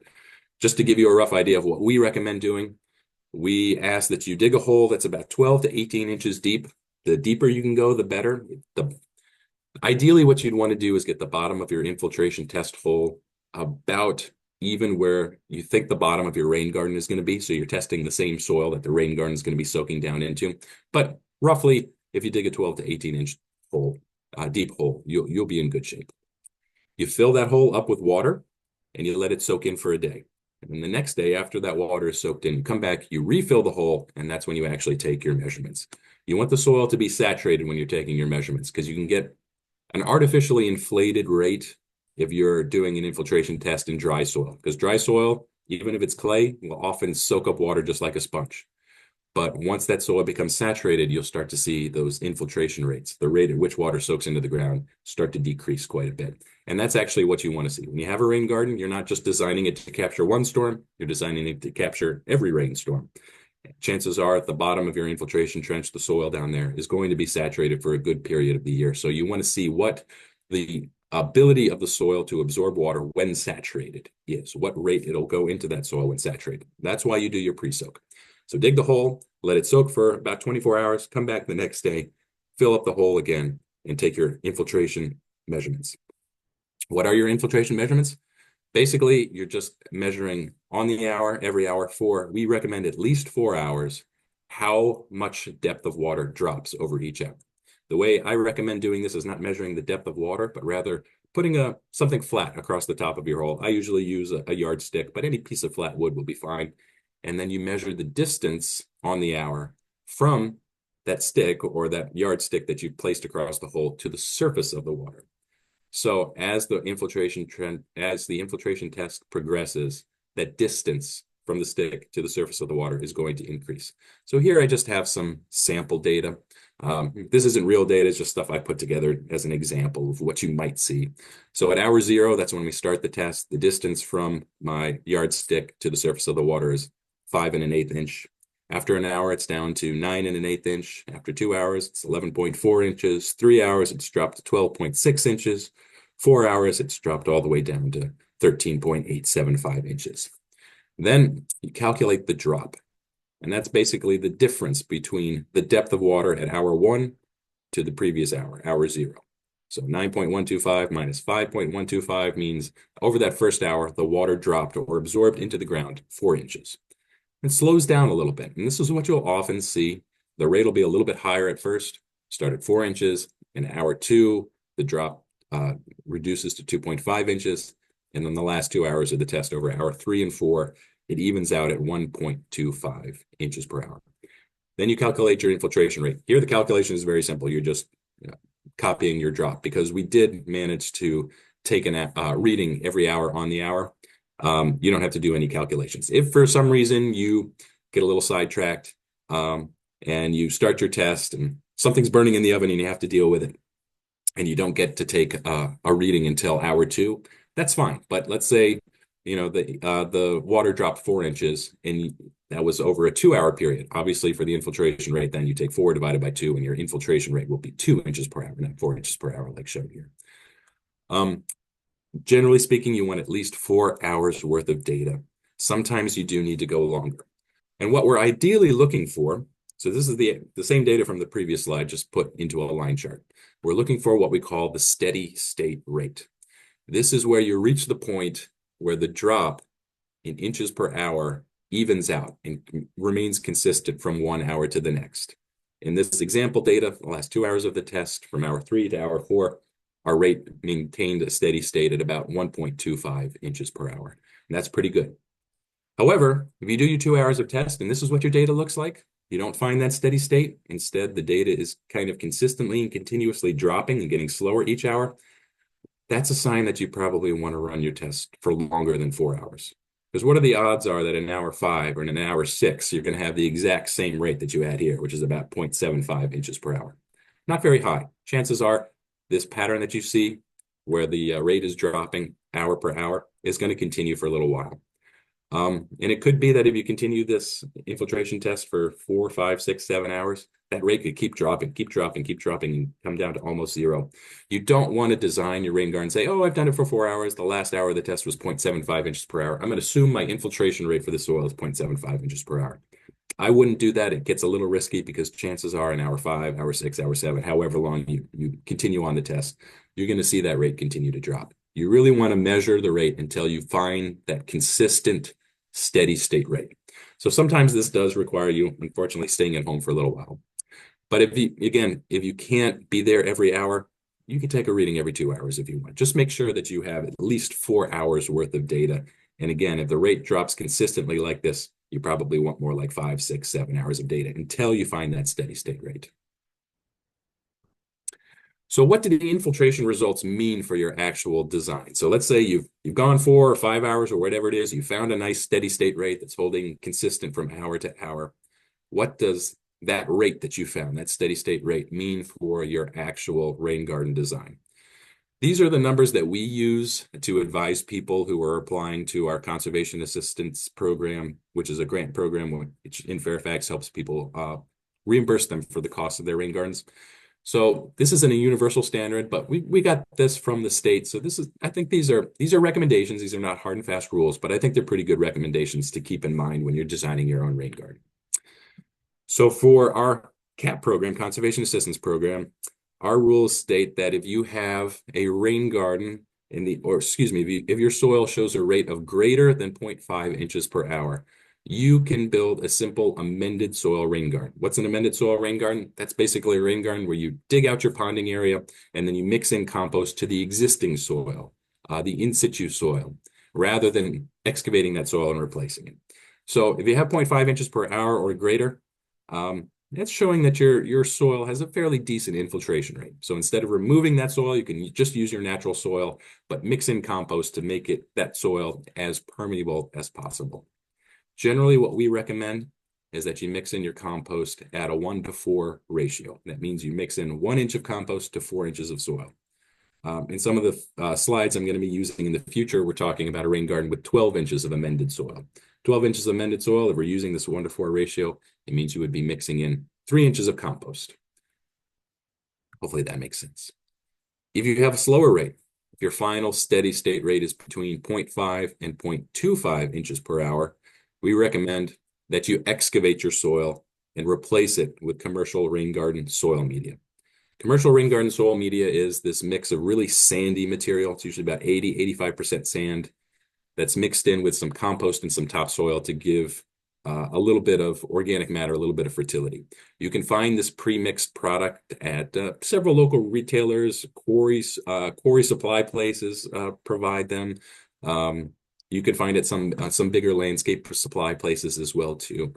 But basically, it's a commercial product that you go buy. It's pre-mixed and ready to go for you, but it's a very sandy soil.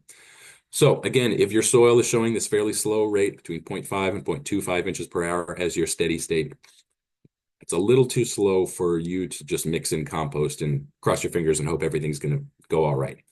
For something like this, what we recommend is that you actually remove and replace your existing soil with this purchased commercial rain garden soil media.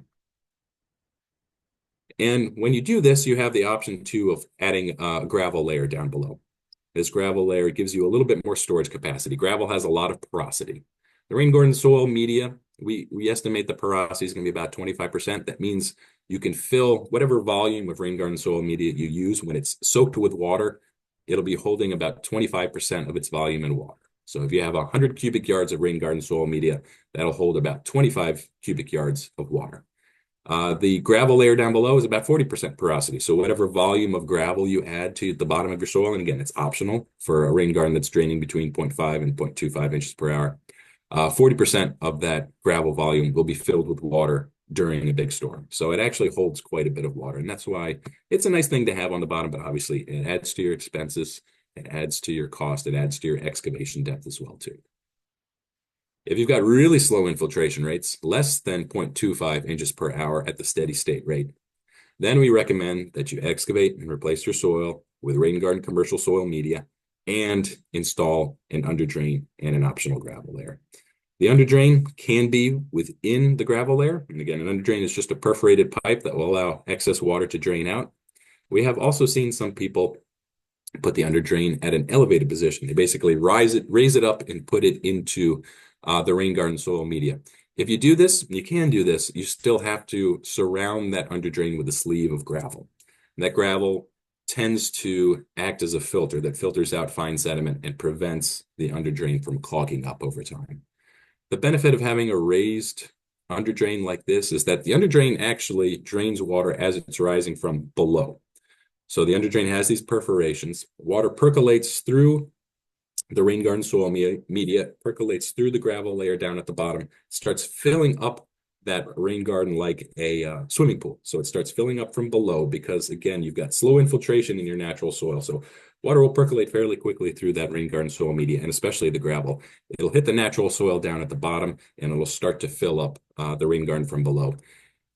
It's as that water rises up from below that it enters into the underdrain. Not as it's percolating down, but as it hits the bottom, hits that slower percolating natural soil, starts to rise up from below. And then when it hits the bottom of the underdrain, that's when it flows into the perforations of the underdrain and flows out via the underdrain to its outlet. So by raising the underdrain a little bit, you actually allow for more water to be stored for a longer period of time underneath the underdrain, where at least has a better chance to soak out into the surrounding soil. Hope that all makes sense. For simplicity's sake, I'm going to call these simple rain gardens where you just mix in compost to the existing soil, an amended rain garden, and the rain gardens where you've got slow infiltration, so you excavate and remove your existing soil and replace it with rain garden soil media and the optional under drain. We'll call that an excavated rain garden. So amended rain garden versus excavated rain garden. Excuse me. So let's say you find through your basic analysis of your property that you really don't have suitable placement. Maybe it comes earlier on in the process. You're in a small town home. You don't have anywhere on your property where you can put a rain garden and maintain that 10-foot setback from your foundation or your neighbor's foundation for that matter. Excuse me. Or you do have a little bit larger property and you find some areas that you think might be suitable, but then you go out and you test the soil and you find the soil is just really non-porous. Do you have any options? You do. There's sort of a non-traditional rain garden that I call an above ground rain garden. Some people call it a rain garden in a box. But if you got a really small property where there's just not enough space to put a traditional rain garden, or your soil where you think the rain garden would be good to go just isn't percolating and is showing you it's going to be very difficult to put a traditional in-ground rain garden there, you can build one of these above ground rain gardens instead. An above ground rain garden is basically a container. In this case, it's a raised garden bed. I've seen other people use livestock troughs. Some people build their own custom container as well too. And what you do within that container is you layer in the layers of the rain garden. You have your gravel layer down at the bottom, then your amended soil, then your mulch and your plants, and you put that all within the container itself, and then you route the downspout to it. And in a way, this allows you the benefits of a rain garden in an area where your soil is not suitable or your property just is too small, or for whatever reason, there's no good spot to put a traditional rain garden. One thing I will say is sometimes you have to do a little bit of gymnastics to get your downspout to these above ground rain gardens. You can kind of see just by looking at this picture. This is a townhouse in Old Town Alexandria. They had to do some very creative routing of that downspout to get it to flow into the rain garden. But they got it to work, and this was a picture taken right after the rain garden was installed. So those plants that you see in the top are much bigger, much bushier, and much better looking right now. Here's another one. This is installed in Fairfax County, down in the Mount Vernon area where they have a lot of high water table soils, which was the case here as well too. So they couldn't do a traditional rain garden, so they just built it, again, in a kind of a raised bed garden container and built it above ground. And again, this one had some pretty unusual gymnastics to get the downspout there, but they made it work as well too, and both homeowners have been very happy with their rain gardens so far. So there are options if you find out you just don't have a suitable spot for your traditional in-ground rain garden. One of the best options is the above ground rain garden.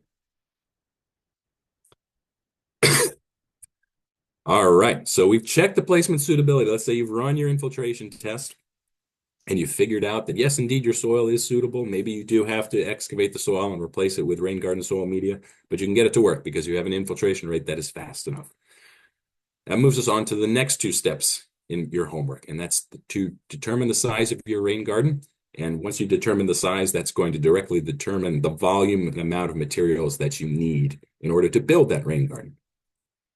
Once you've done that, you can select the tools that you're going to need to build your rain garden. If you find out that your rain garden is pretty big, you're dealing with some pretty large volumes because you're trying to capture several roof downspouts and there's a whole lot of water flowing to your rain garden, you might need to get some more intensive tools. Maybe you need to rent an excavator from a rental company, or maybe it's even time to look for a contractor to do some of this building for you.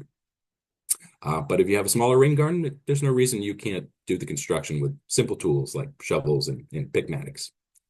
And of course, once you've got your volumes and you figured out what tools you're going to need, that's going to lead you to a pretty good way to estimate all your costs. If you know what you have to rent or have to purchase tool-wise, material-wise, then you can figure out what your costs are going to be. And the last step, of course, is to construct. Now, I'm going to get a little out of sorts here, a little out of order, and not go through these explanations point by point, because when we're getting into the sizing and determining the volumes of materials, that's where I'm going to get into a little bit more of the detail, a little bit more of the numbers. We're going to kind of do a dry run through our sizing spreadsheet right here. The nice thing about the sizing spreadsheet is that it's kind of roughly divided into two sections. The top of the spreadsheet is your sizing, meaning you estimate how much water is flowing into your rain garden, and the spreadsheet will calculate what size of rain garden you need in order to capture and treat that rainfall volume. And then down at the bottom, once you've got your sizing, the spreadsheet will automatically populate some of the volumes of material that you will need in order to build a rain garden of that size. Of course, we combine those two things together, the material volumes and the size, and you can very easily figure out the tools and the costs that you're going to incur. But again, I'm sort of skipping over that just for now because we're going to, these 4 steps were sort of the meat of my presentation. That's where we get into the most details, the most numbers. Before we get into all those details and numbers, I'm going to skip ahead and go to the construction step. Construction is going to be the last step. So don't think that you go right from checking your placement suitability construction. We need to do your sizing, determination of your volumes and tools, and estimate your costs before you get there. But just in terms of kind of setting up the presentation so that we go from simpler concepts to more complex concepts, I'm going to skip over those 4 steps and just head to construction first to show you some of those construction steps. Then we'll go back into the sizing, into the material volume estimation, and really get into some of the details. So let's move on to construction just for now. And again, broken record, call Miss Utility again. This is, of course, if you've forgotten where those utilities are or you're just a little bit hazy. You know, again, if you call Miss Utility and you know there's no utilities anywhere within a close proximity to the footprint of your proposed rain garden, you don't have to call them. If you called them and there are some utilities there, but you thought ahead and you put down those marking flags and put sort of a permanent marker as to where those utilities are running, then you don't have to call them again. But if there's any question, if you were pretty sure you knew where they were, but maybe you forgot where that electrical line or that cable line is, and it would help you quite a bit to have them come out and mark again, call Miss Utility again. It's free. So it's not going to be any cost to you, and it's better safe than sorry. Next thing you're going to do is mark out your site. So you're going to get some spray paint and just mark out the rough footprint of your rain garden. From there, you have to figure out how you're going to deal with the grass. You don't have to remove the grass before you start digging out your rain garden. It does simplify things a little bit. It's a lot easier to dig into bare soil than it is to dig into turf. But if you want to dig right through that turf, that's perfectly fine. And there's various ways you can remove the grass. Here we've got on the left a sod cutter. That's most people don't have those at home, but it's a pretty easy thing that you can purchase. You can rent from a equipment rental place. Costs about $100 per day. And it does a good job of removing the sod very, very quickly. If you want to do a little bit more DIY method, you can solarize it by placing plastic sheeting on top and just letting the summer sun cook it. If you do solarize, that is a simple way to kill off the sod. You still have to scoop it off afterwards, but you have to allow yourself a little bit of time because it does take a little bit longer time for that solarization method to be effective. So just kind of consider that when you're laying out the timeline for when you want to construct this project. And of course, if you have an excavator or you're hiring a contractor to excavate out your rain garden, you really don't have to worry about the sod at all. One of these bucket loaders is going to easily cut through that sod without any problem, just like a hot knife through butter, excuse me. Then once you've got your footprint marked out, you've got your sod killed off, or if you just decided you're going to suck it up and dig through the sod, that's perfectly fine as well too.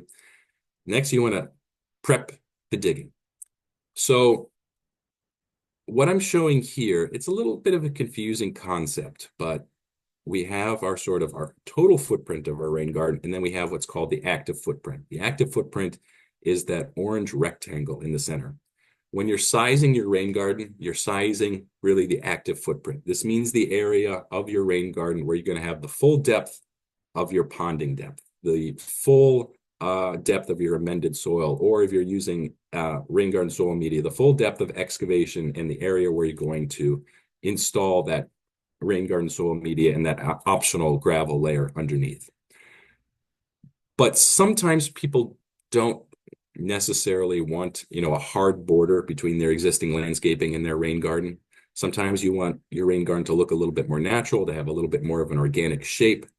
And in this case, what you can do is do some tapering, some optional tapering, totally optional on the sides, where you gently slope down the soil from the edge of your existing landscaping to the edge of your active footprint. So when you're doing the sizing, remember you're doing the sizing for the active footprint. This is the area where, let's say you have 6 inches of ponding. That's your goal. This is where the full 6 inches of water is going to be ponding. You want to have 12 inches of amended soil below. The active footprint is where you're going to have those full 12 inches of soil. Or let's say you have an excavated rain garden with 18 inches of rain garden soil media. That 18 inches is going to be within that orange rectangle in the middle. And that other area outside, that's going to be your taper zone, where you're gradually going to taper down the soil. So you've got a gradual slope from your existing landscaping, your existing lawn surface to the edge of your active zone. You don't have to have any of this tapering. It's entirely optional. You can also, if you're pretty good at geometry, try and figure out you can create an active zone that doesn't have this sort of straight edged look like the rectangle here. But generally speaking, it's a lot easier to do your estimates of sizing, to do your estimates of the volume of materials you need if you use a simple geometric shape for your active footprint. Rectangle in this case, square, a circle, even a triangle would work just fine. You can do an ellipse as well too, although that makes the calculations a little bit more complicated. So you've got your active footprint measured out. You've got any tapering that you're going to do measured out as well too. Now it's time to start digging. So let's say you've figured, you've used the sizing spreadsheet and you figured that you need a square shape for your active footprint that's 10 feet wide, 10 feet long. So you mark that off with your stakes. You can use rebar if you want, or you can use stakes. So you can buy pre-made stakes at Home Depot, Lowe's, any of those big spots. You've run a string between your stakes, made sure that it's level, got a line level on it, and you start digging. In this case, if you want to do any tapering, and tapering is kind of, again, like a gentle slope that leads down from your existing ground surface to the edge of your active footprint. And this can give, of course, a more natural looking landscape, less abrupt borders to your rain garden, but it's entirely optional.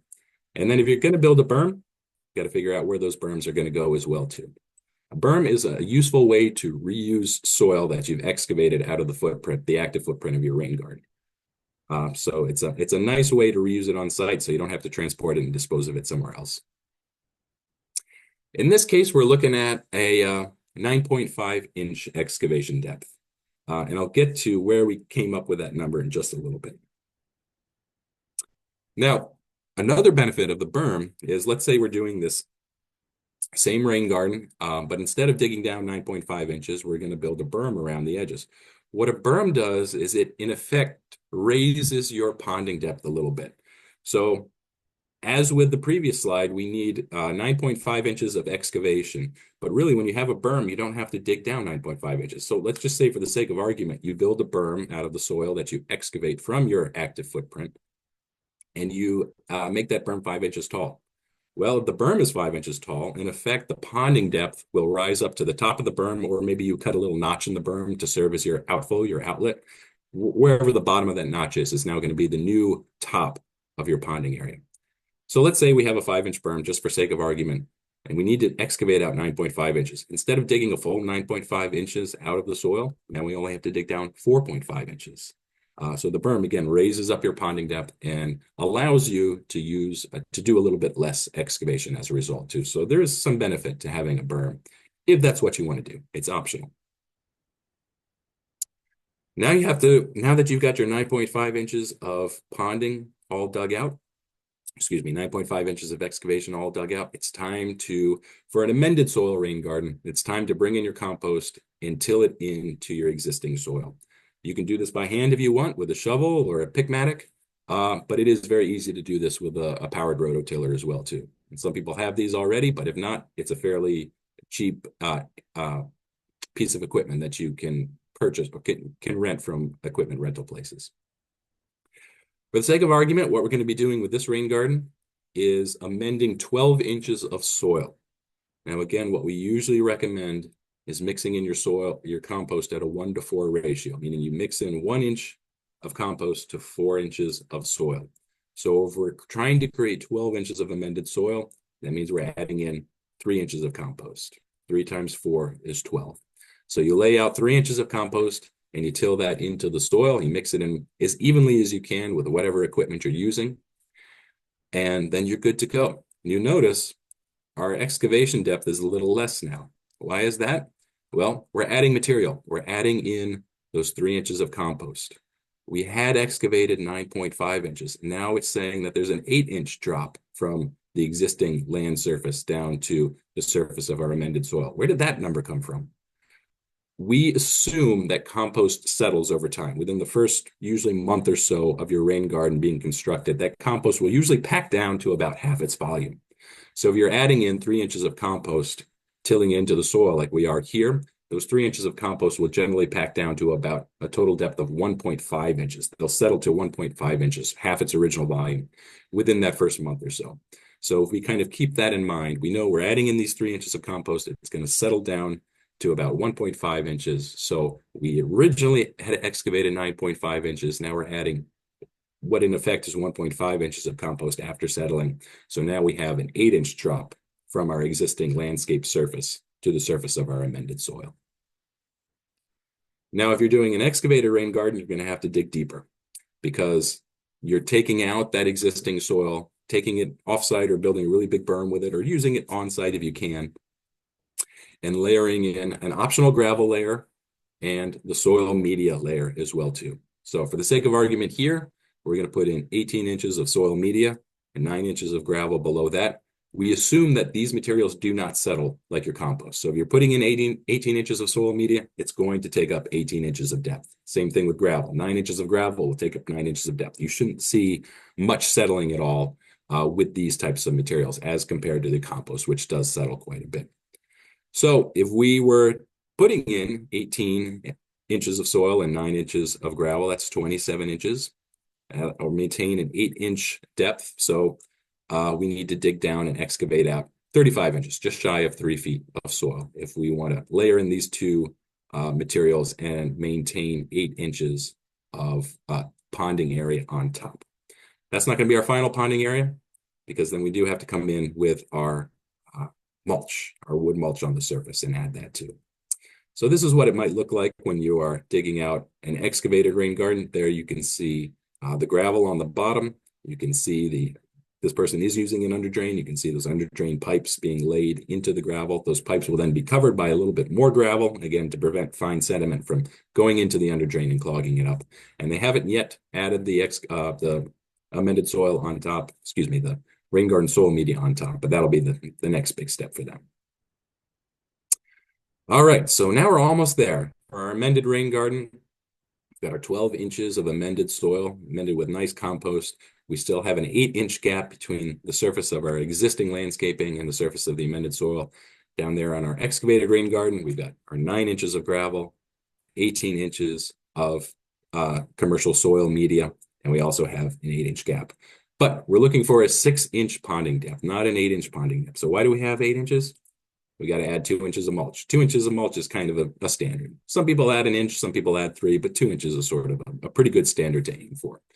So we fill in with 2 inches of wood mulch. That reduces our ponding depth to our planned ponding depth, which is 6 inches. Generally speaking, we recommend that your ponding depth be at least 6 inches and no more than 12 inches. So 6 to 12 is the usual range we see. I'd say for most homeowner rain gardens, 6 inches is a pretty good standard to go for. Not the only one, but it's a pretty common number. So with all that, we've got all of our layers. We've got our proper 6 inches of ponding depth. What do we have to do? Last step is to plant. We've got all our layers in there. Now it's just we need to put in the plants that are going to thrive on the surface of our rain garden. If you do that optional tapering on the sides, making that nice tapered slope down from your existing landscape to the surface of your active footprint, you can plant that tapered zone as well too. And you can actually plant it with plants that are sort of in the middle. They don't have to be as tolerant of saturation as the ones that are in the active footprint of the rain garden, because the depth of water that's going to be covering them will be less, and chances are that the time they spend underwater is going to be less as too. You can kind of go from more water-loving plants at the bottom of your taper zone to more dry-loving plants towards the top at your existing landscape height. Now, what happens if you're trying to put in a rain garden on a fairly sloped property? It does make it a little bit more difficult to do the construction, certainly, and the steeper the slope, the more difficult it is, because for a proper rain garden to function, the surface of the rain garden needs to be flat. In the previous examples, we were building 6 inches of ponding depth. You want that 6 inches of ponding to be consistent across the entire active footprint, which means the active footprint of the rain garden has to be level, has to be nice and flat. And it obviously, the more sloped your soil is, the more sloped your property is, the harder it is, the more work you have to do to get that flat rain garden surface. But it's not impossible. So if you are dealing with a slope, basically what you have to do is start doing some cutting and filling. You have to cut on the uphill side and then fill in, create a berm on the downhill side. By creating that berm, you're building up the soil and thus building up a flat surface where your ponding can go. So again, you want to put stakes on the uphill and downhill side of your excavation. You want to run a line between them. You want to put a line level on that string to make sure that it's nice and even. And then you want to start excavating. And then once you found that proper depth, it's very easy just to, use a tape measure or a ruler to measure from the string to the surface of the ground to make sure you have a nice consistent excavation and will therefore have a nice consistent ponding depth across the entire footprint of your rain garden. This gets harder as the slope gets steeper because the berm that you have to dig on the bottom side gets taller, larger, and the cutting that you have to do on the uphill side gets deeper as well too. But this is the general way you do it. You cut on the uphill side and then you build up a berm on the downhill side to create a flat terrace out of that formerly sloped land. Just to show you some real examples of rain gardens that were put in on fairly sloped properties. This was a nice rain garden that was put in using our Conservation Assistance Program reimbursement funds at a homeowners association in Reston. The uphill side is on the left here. The downhill side is on the right of this photo.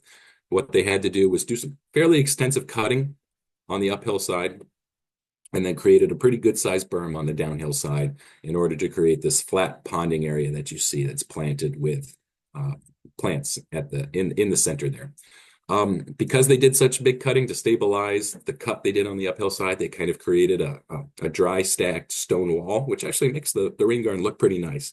But it doesn't look like it. There's about a 3 or 4 foot drop right here. So this is actually a pretty extreme example of installing a rain garden onto a slope property. But they made it work and they're happy with the results. The soil that they dug out where the stone wall used to be, they transported it over here and they made on the right-hand side that V-shaped berm that holds the water in. And then you can see up at the top right corner there's a little bit of extra stone. That's the notch in the berm. That's the overflow. So when the rain garden does fill up, it flows over that stone outlet and continues on down the hill. Here's another example. This again is also pretty extreme. This was the biggest rain garden we've put in through our grant program. This thing is about 900 square feet in total. So this is much bigger than your typical homeowner rain garden. But this homeowner here was unfortunately dealing with a lot of excess runoff that was coming from a new home that was built just uphill of them. A nice little 50s, 60s era house was knocked down and a big mansion was put up. And unfortunately, it was sending a whole bunch of water down into their yard. And it was a pretty steep yard, it's a pretty steeply sloped yard as well too. So you can see on this side, they didn't do as much cutting on the uphill side. What they did instead was build up a really tall berm on the downhill side. And that's what allows them to create that flat surface in the middle, which ponds the water. Again, this is kind of an extreme example, but a good illustration, I think. So this is bigger than almost any berm you're going to see on a rain garden because it's bigger than almost any homeowner rain garden we built before. And again, here you can see this little stone area on the front of the berm here. That's the overflow notch. So when the rain garden fills up, it spills over the stone area, and then it goes down into this dry creek bed, which leads to the bottom half of this yard. So again, both of these examples are a bit on the extreme side, but they do offer good illustrations of what you can do to build a rain garden on a sloped piece of property. So it does make the construction a bit harder, but it certainly is possible to do. All right. Let's talk about sizing now. Let's get into the actual numbers. So again, to do the sizing, I recommend using our sizing spreadsheet. It's pretty much a plug and chug kind of deal where you put in your numbers and the spreadsheet will spit out the footprint of your rain garden, so you know with a good amount of accuracy how big that active footprint of the rain garden is going to have to be. The sizing spreadsheet is, again, divided into two general sections. At the top, it's the actual sizing. That's where you put in your raw numbers of how much area is draining down to your rain garden. And the spreadsheet will then calculate the size, the footprint of the rain garden that you will need to capture the runoff. And then down on the bottom, based upon that calculated footprint, this spreadsheet will calculate how much material you will need based upon, again, the footprint of the rain garden and the depths of your various layers. And if you want to see this sizing spreadsheet yourself and go download it yourself, that's the URL that you can use, tinyurl.com/rg-sizing. And again, if you don't have time to copy this down, just go to the Northern Virginia Regional Commission's website, and all this material is posted up there. All these URLs are posted up there. All right, so as you're using the sizing spreadsheet, the first thing you want to do is determine the impervious and pervious areas that will drain to your rain garden. Impervious areas are things like rooftop, driveway. Pervious areas are areas like lawn and landscaping. So find out those square footages that are draining to your rain garden. From that, you will determine the volume of runoff that your rain garden will have to capture. Then you want to decide the depths of the layers in your rain garden, your ponding depth, your amended soil depth, etc. And then finally, based upon those three, you can size your rain garden and then determine the volumes of materials you will need in order to build it. What you will do on your own, what you kind of have to figure out on your own, is steps 1 and 3. Determine the impervious areas that will drain to your rain garden, and then decide how deep your layers are going to be, how deep your ponding is going to be, how deep your excavated soil is going to be, etc. The spreadsheet itself will determine steps 2 and 4 for you. Once you have 1 and 3, the spreadsheet will figure out the volume that you need to capture and also the volume of materials you will need in order to build that rain garden. So 1 and 3 are sort of your homework. 2 and 4 are provided by the spreadsheet itself. Let's start with number 1. I should mention this. I should have mentioned this earlier too. You don't have to size your rain garden. If you are building a voluntary rain garden, something you just want to build just to capture a little stormwater in your front yard, your backyard, you don't have to go through any of these steps. You don't have to use the sizing spreadsheet. If you just say, I don't want to bother with all that, I want a 150 square foot rain garden in my front yard and capture some of my downspout runoff, that's perfectly fine. You can build a 150 square foot rain garden. Maybe that's bigger than you may need. Maybe that's smaller than you need.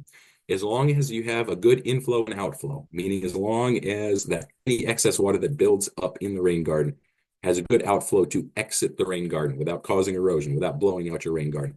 That's all you need for a voluntary rain garden. Sizing is up to you. You can decide to do this sizing if you want. If you don't want to, you just want to say, I'm going to build a 100 square foot rain garden. That's going to be enough. That's perfectly fine. Just make sure you have a good outflow so that if you do have that excess water, it's got somewhere to go and it's not going to just sit there, stagnate, or erode out your rain garden. But if you do want to do the sizing, it's not that difficult. The first thing you have to do, again, is figure out your drainage areas. So what I would recommend doing is surveying your property, finding out where the peaks of your roof are, where the drainage divides on your roof are, and where all of your downspouts are as well, too. And from this simple analysis, you can kind of figure out which surface areas of roof are draining down to which downspouts and where those downspouts lead. And also, just based on the general slope of your driveway and lawn, where the driveway is draining, where the lawn areas are draining as well, too. So here we're looking at a fairly typical roof. There's a lot of downspouts on here. 1, 2, 3, 4, 5, 6, 7, 8 downspouts. So that might be a little bit higher than normal. But we got a lot of peaks on this roof. So you do need quite a few downspouts. Once you've figured out where those downspouts are, after you've walked around the perimeter of your property, then you can kind of roughly estimate which areas of roof drain to each downspout based upon where the peaks and valleys of those roofs are. Once the water gets into the downspout, where does it flow? Where is that outlet or that elbow or that extension pipe on the downspout leading to? So in this case, let's say we were in the front lawn over here, which is kind of on the west side. If we put a rain garden here, that would be well placed to capture the 2 downspouts on the west side of the rain garden, as well as any surface runoff that's coming off the driveway, as well as any runoff that's coming off this small area of lawn as well, too. On the other hand, if we wanted to go to the other side, to the east side, if we put a rain garden over here on the far east side, that's well positioned to capture these 2 eastern downspouts, and of course that area of lawn between the house and the rain garden as well, too. So once you've got a rough estimate of which areas are draining where, then you can start putting those numbers into the spreadsheet. Sometimes you need a little help though, and that's where a lot of these online GIS maps that the jurisdictions have available become really, really useful, because most of them have an option where you can do measurements. You can actually zoom in on a property, pull up the aerial photos, and just click on the map itself and draw surface areas right on there. So you can, with a high amount of accuracy, figure out what the sizes or the footprints of your various roof areas are that drain down to the rain garden, to the downspouts that you want to capture.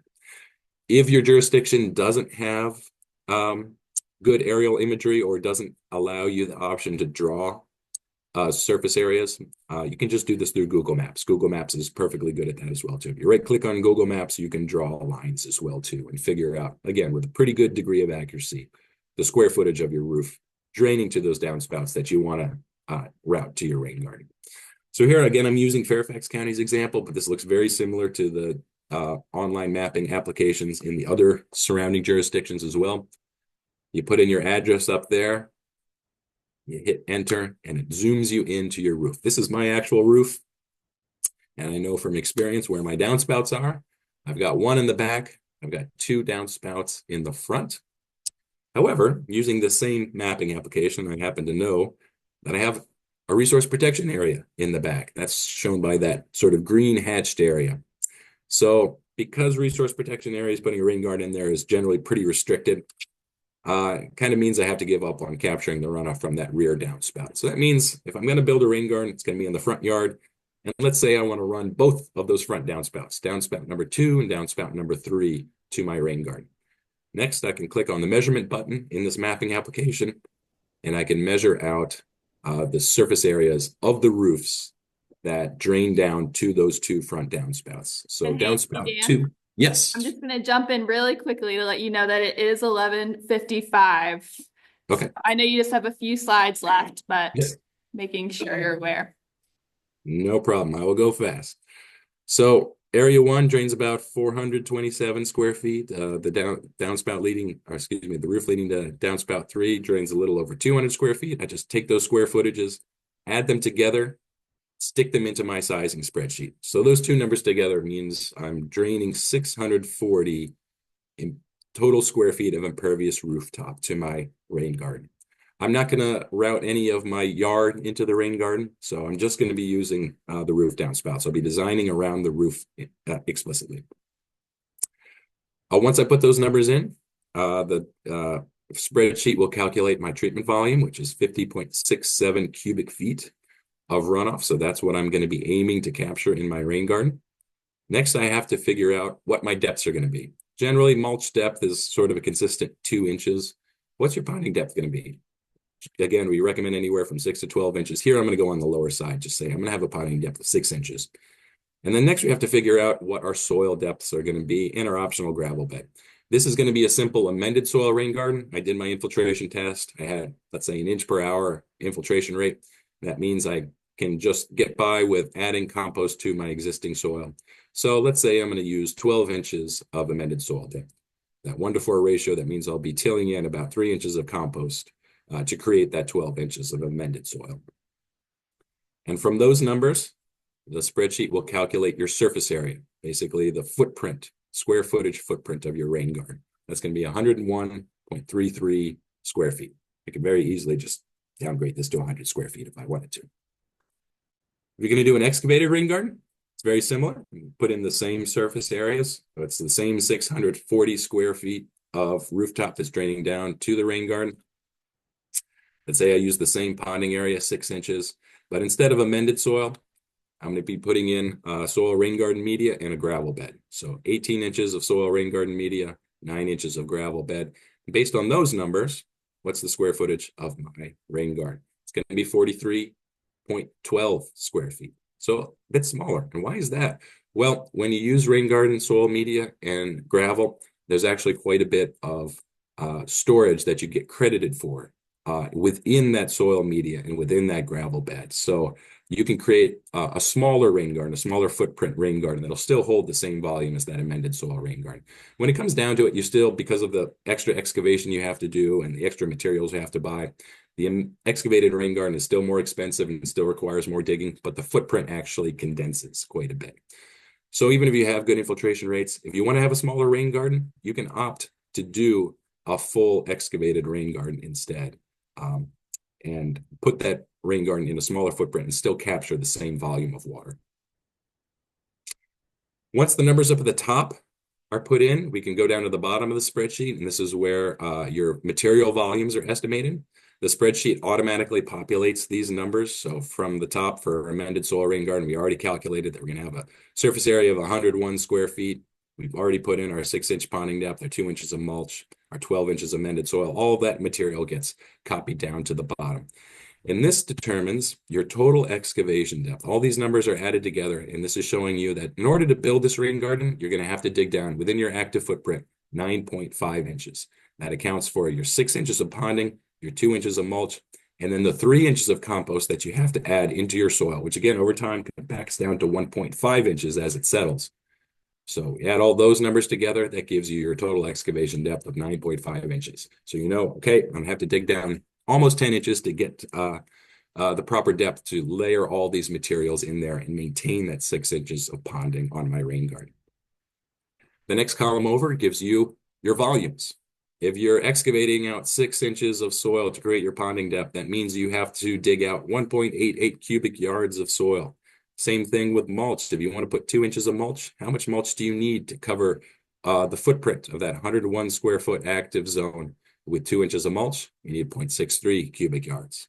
How much amended soil are you going to use? So this isn't the amended soil itself. What this is calculating is how much compost do you need? How many cubic yards of compost do you need to mix in that 3 inches of compost at the 1:4 ratio to create your 12 inches of soil depth? And this is just shy of 1 cubic yard. Will give you enough compost to do the work. And then down at the bottom, this is a really important one, your total excavation depth. If we're digging down 9.5 inches to create our rain garden, how much soil do we have to dig out in order to do that? It's just shy of 3 cubic yards. So you're going to be digging out 3 cubic yards of soil to create that 9.5 inches of total excavation. And you're going to have to figure out what to do with that soil. You're going to use it in your berm. If you do, that's great. But then there's still going to be some left over, I would imagine. So you might have to transport that off site. You might have to find somewhere on your property where you can spread that out. Next, we don't have the numbers in here. This is the homework you're going to have to do yourself, but you're going to have to figure out what your unit prices are. You know, go to your local landscaping store, go to Home Depot or Lowe's or whatever big box store you're using and say, okay, I need 0.63 cubic yards of mulch. How much are they selling cubic mulch for? And then you can put in the price per cubic yard here. Same thing with amended soil. I need 0.94 inches of 0.94 cubic yards of compost. How much is it going to be to purchase a cubic yard of compost? You can put that number in here, and then the spreadsheet will automatically multiply for you the volumes that you need by the unit price, and it'll give you your costs over on the far right-hand side. Those costs will all be added up together to create your total construction costs down at the bottom. I would say for the amended soil rain garden, this spreadsheet is pretty good at finding sort of the bulk materials, the cost of the bulk materials that you need, the compost, the mulch, things like that. It's not as good at finding all these other costs. Like if you're putting in an under drain, what costs will you need to put in an inflow and outflow, your pre-treatment? That can get a little bit more complicated than the 1 or 2 cells that we allow for you to fill in. So you might have to do some extra calculations sort of off the spreadsheet to figure out what these actual costs are going to be for these other non-bulk material costs. But we throw it in there too, in case you want to put in those extra costs for filter fabric, for plants, and things like that. Now that you've got your material volumes, you've got your rain garden footprint and size, you figured out what your depths are going to be, and the spreadsheet has figured out the volumes of material you're going to need in order to build that rain garden, it's time to decide what tools you'll need. You basically will always need a measuring tape to make sure that you are doing the proper depth of excavation. You're always going to need a spray paint or flags or markers to mark out the footprint of your rain garden, where you are going to dig. You're always going to need stakes or rebar and string where you can pound those stakes or those rebars or into the edges of your active footprint, run a string between them and put a line level on it to make sure that you are, as you're excavating, creating that flat rain garden surface with the proper depth that you need. Depending on the size of your rain garden, you'll have to figure out how you're going to do your excavation. Smaller rain gardens, you can certainly use shovels and rakes. Just use a little bit of sweat equity. Get your family out there, get some friends, neighbors out there to help you dig. You can do a smaller rain garden by hand. A bigger rain garden, you might need to think about either hiring a contractor who has an excavator or renting some of that machinery yourself, whether it's the excavator, some very small excavator that you can use just for a day or two, the sod cutter or rototiller if you need to remove the grass beforehand, or if you have a big footprint of a rain garden and you're going to be adding in a lot of compost. It can be a lot easier to do that with a rototiller rather than shovels and a rake. You're going to probably need a wheelbarrow or a couple wheelbarrows, and you probably need a tarp as well too. When materials get deposited, get delivered to your property, you want to put them on a tarp so it doesn't mix in with your soil or your other landscaping. So the tarp prevents it from disappearing into your lawn, and it makes it a lot easier to shovel that material into the wheelbarrow and take it to your rain garden site. And again, if you find, kind of redoing one of our earlier slides, if you find that as you go through your property, you're figuring out both whether you have good soil, whether you have the proper setbacks from your foundation, the volume of materials you're going to need in order to put a rain garden in there. If you find that really you just don't have a property that's really well suited for a rain garden, you can think about one of the alternative designs, specifically the above ground rain garden. Just got bad soil, you don't have those proper setbacks, that's okay. You can still do a rain garden, but you'll be doing one of these above ground rain gardens where you're basically layering all the materials that you find in your traditional excavated rain garden. Instead of putting it into the ground, you're putting it inside of a waterproof container that's placed at the ground surface. And here's showing a little bit more of the construction steps of that above ground rain garden. There's the under drain at the bottom that you can see. They're putting in the drainage gravel, and they cover it with a little bit of pea gravel. That's kind of a choker layer to prevent fine sediments from going down and clogging that under drain.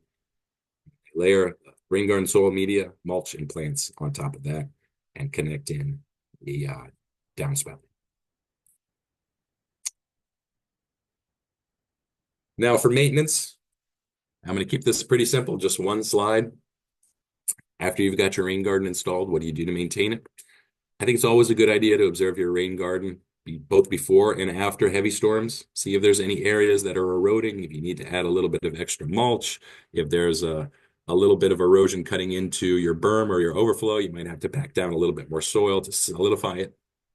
You want to verify that your rain garden drains within 48 hours. That's a pretty good rule of thumb. If the water's draining out within 48 hours, that means it's infiltrating down well and working as it is supposed to. If it's draining less than 48 hours, that's perfectly fine too.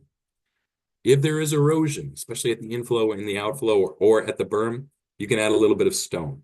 Decorative gravel has the effect of protecting the soil underneath while also forcing the runoff to sort of spread out. When the runoff spreads out, it loses its velocity, it loses its power to erode. But you will need to water the plants. It sounds odd, but in a rain garden, you do need to water the plants, especially when they're first installed, especially during that first summer. Because especially if you're using excavated soil, meaning if you're bringing in that rain garden soil media, that stuff is very, very sandy. It gets very, very dry during the summer.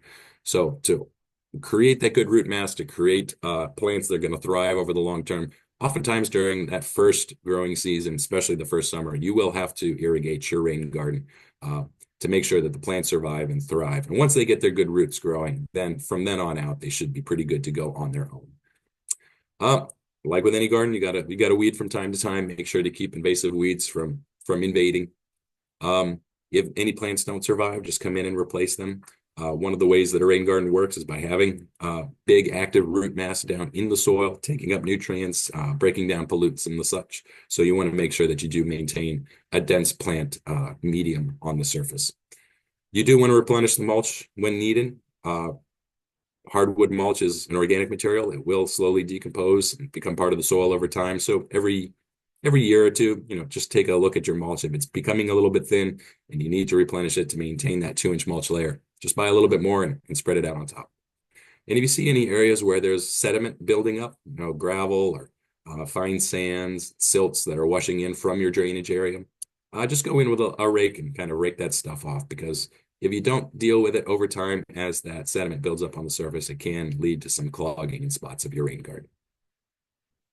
That's all I've got. There's my contact information there and my office's address as well too.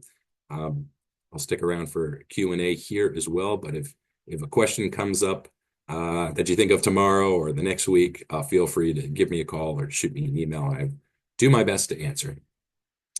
That's all I've got.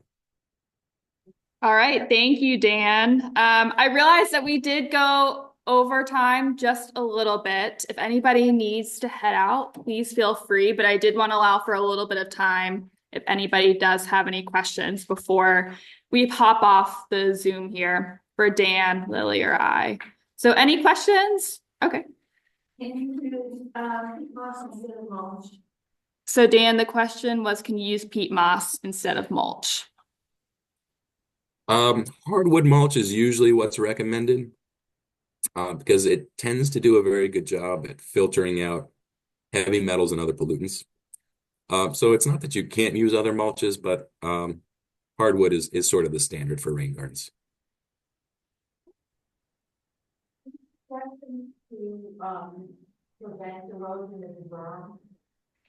Any suggestions to prevent erosion of the berm? Well, some of those photos I showed had a nice notch in the berm, and notch is exactly as what it sounds. You basically have a little lower lying spot in the berm that it becomes the overflow point. And when you can control the overflow, when you know it's going to be going through that notch, then you can line that notch with some good decorative river rocks. You can even put a little geotextile underneath those river rocks, basically kind of a filter fabric, tack it down to the soil. So you can kind of armor that notch, and that helps to protect the soil underneath as well as reduce the velocity of the outflowing water.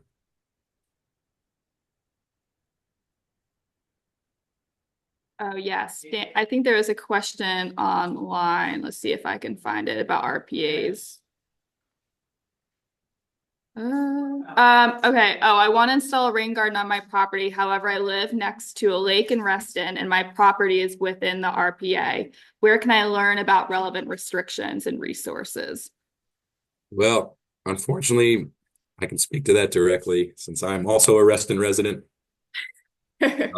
Fairfax County generally does not allow rain gardens within RPAs. You can call the county's land development services and see if there's any special dispensation you can get because it's a voluntary rain garden. But from what we've seen, at least for all the ones we've done with homeowners where we're offering a grant funding, we've been told by the county that you got to keep your rain gardens outside of the RPA.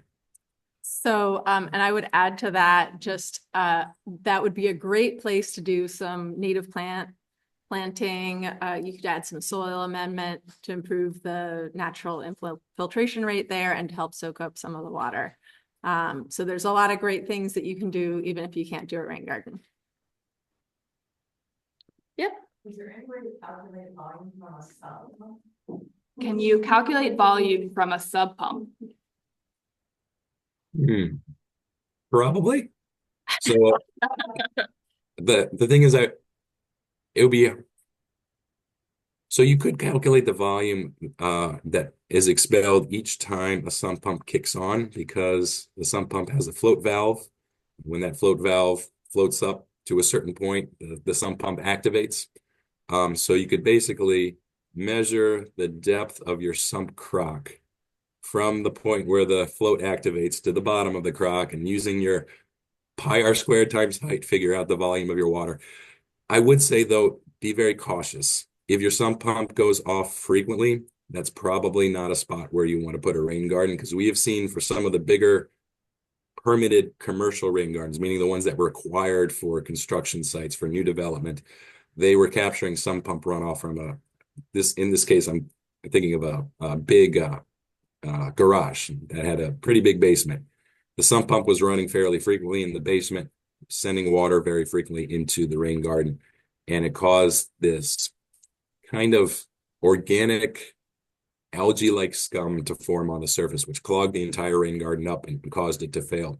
Rain gardens are very good at taking in intermittent water, meaning when it rains, taking in that water. They're not very good at dealing with sort of persistent flushes of water like you would get from a sump pump, because they tend to then cause that sort of swamp-like, algae-like, mucky organic material to build up on the surface, and this clogs the rain garden. So if you have a rain garden that only kicks on when it's raining, sorry, if you have a sump pump that only kicks on when it's raining, you could do it. If your sump pump runs pretty continuously throughout the year, I wouldn't recommend having a rain garden capture that runoff. That's that key point. Wonderful. Yeah, maybe we'll do the last question, then we'll also stick around for questions as well.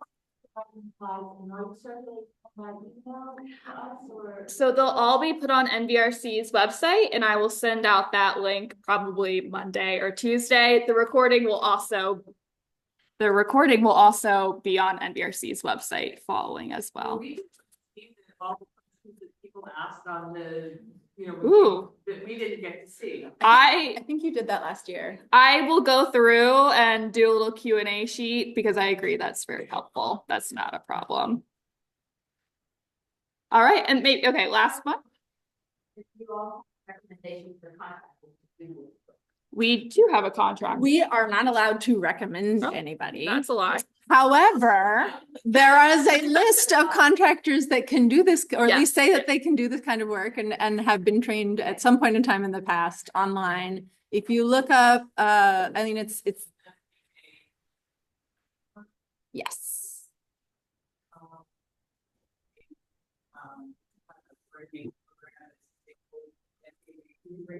For folks who are online, what she's saying is that the Chesapeake Bay Landscape Professional Training, they have a list online on their website. That was Eileen adding that in.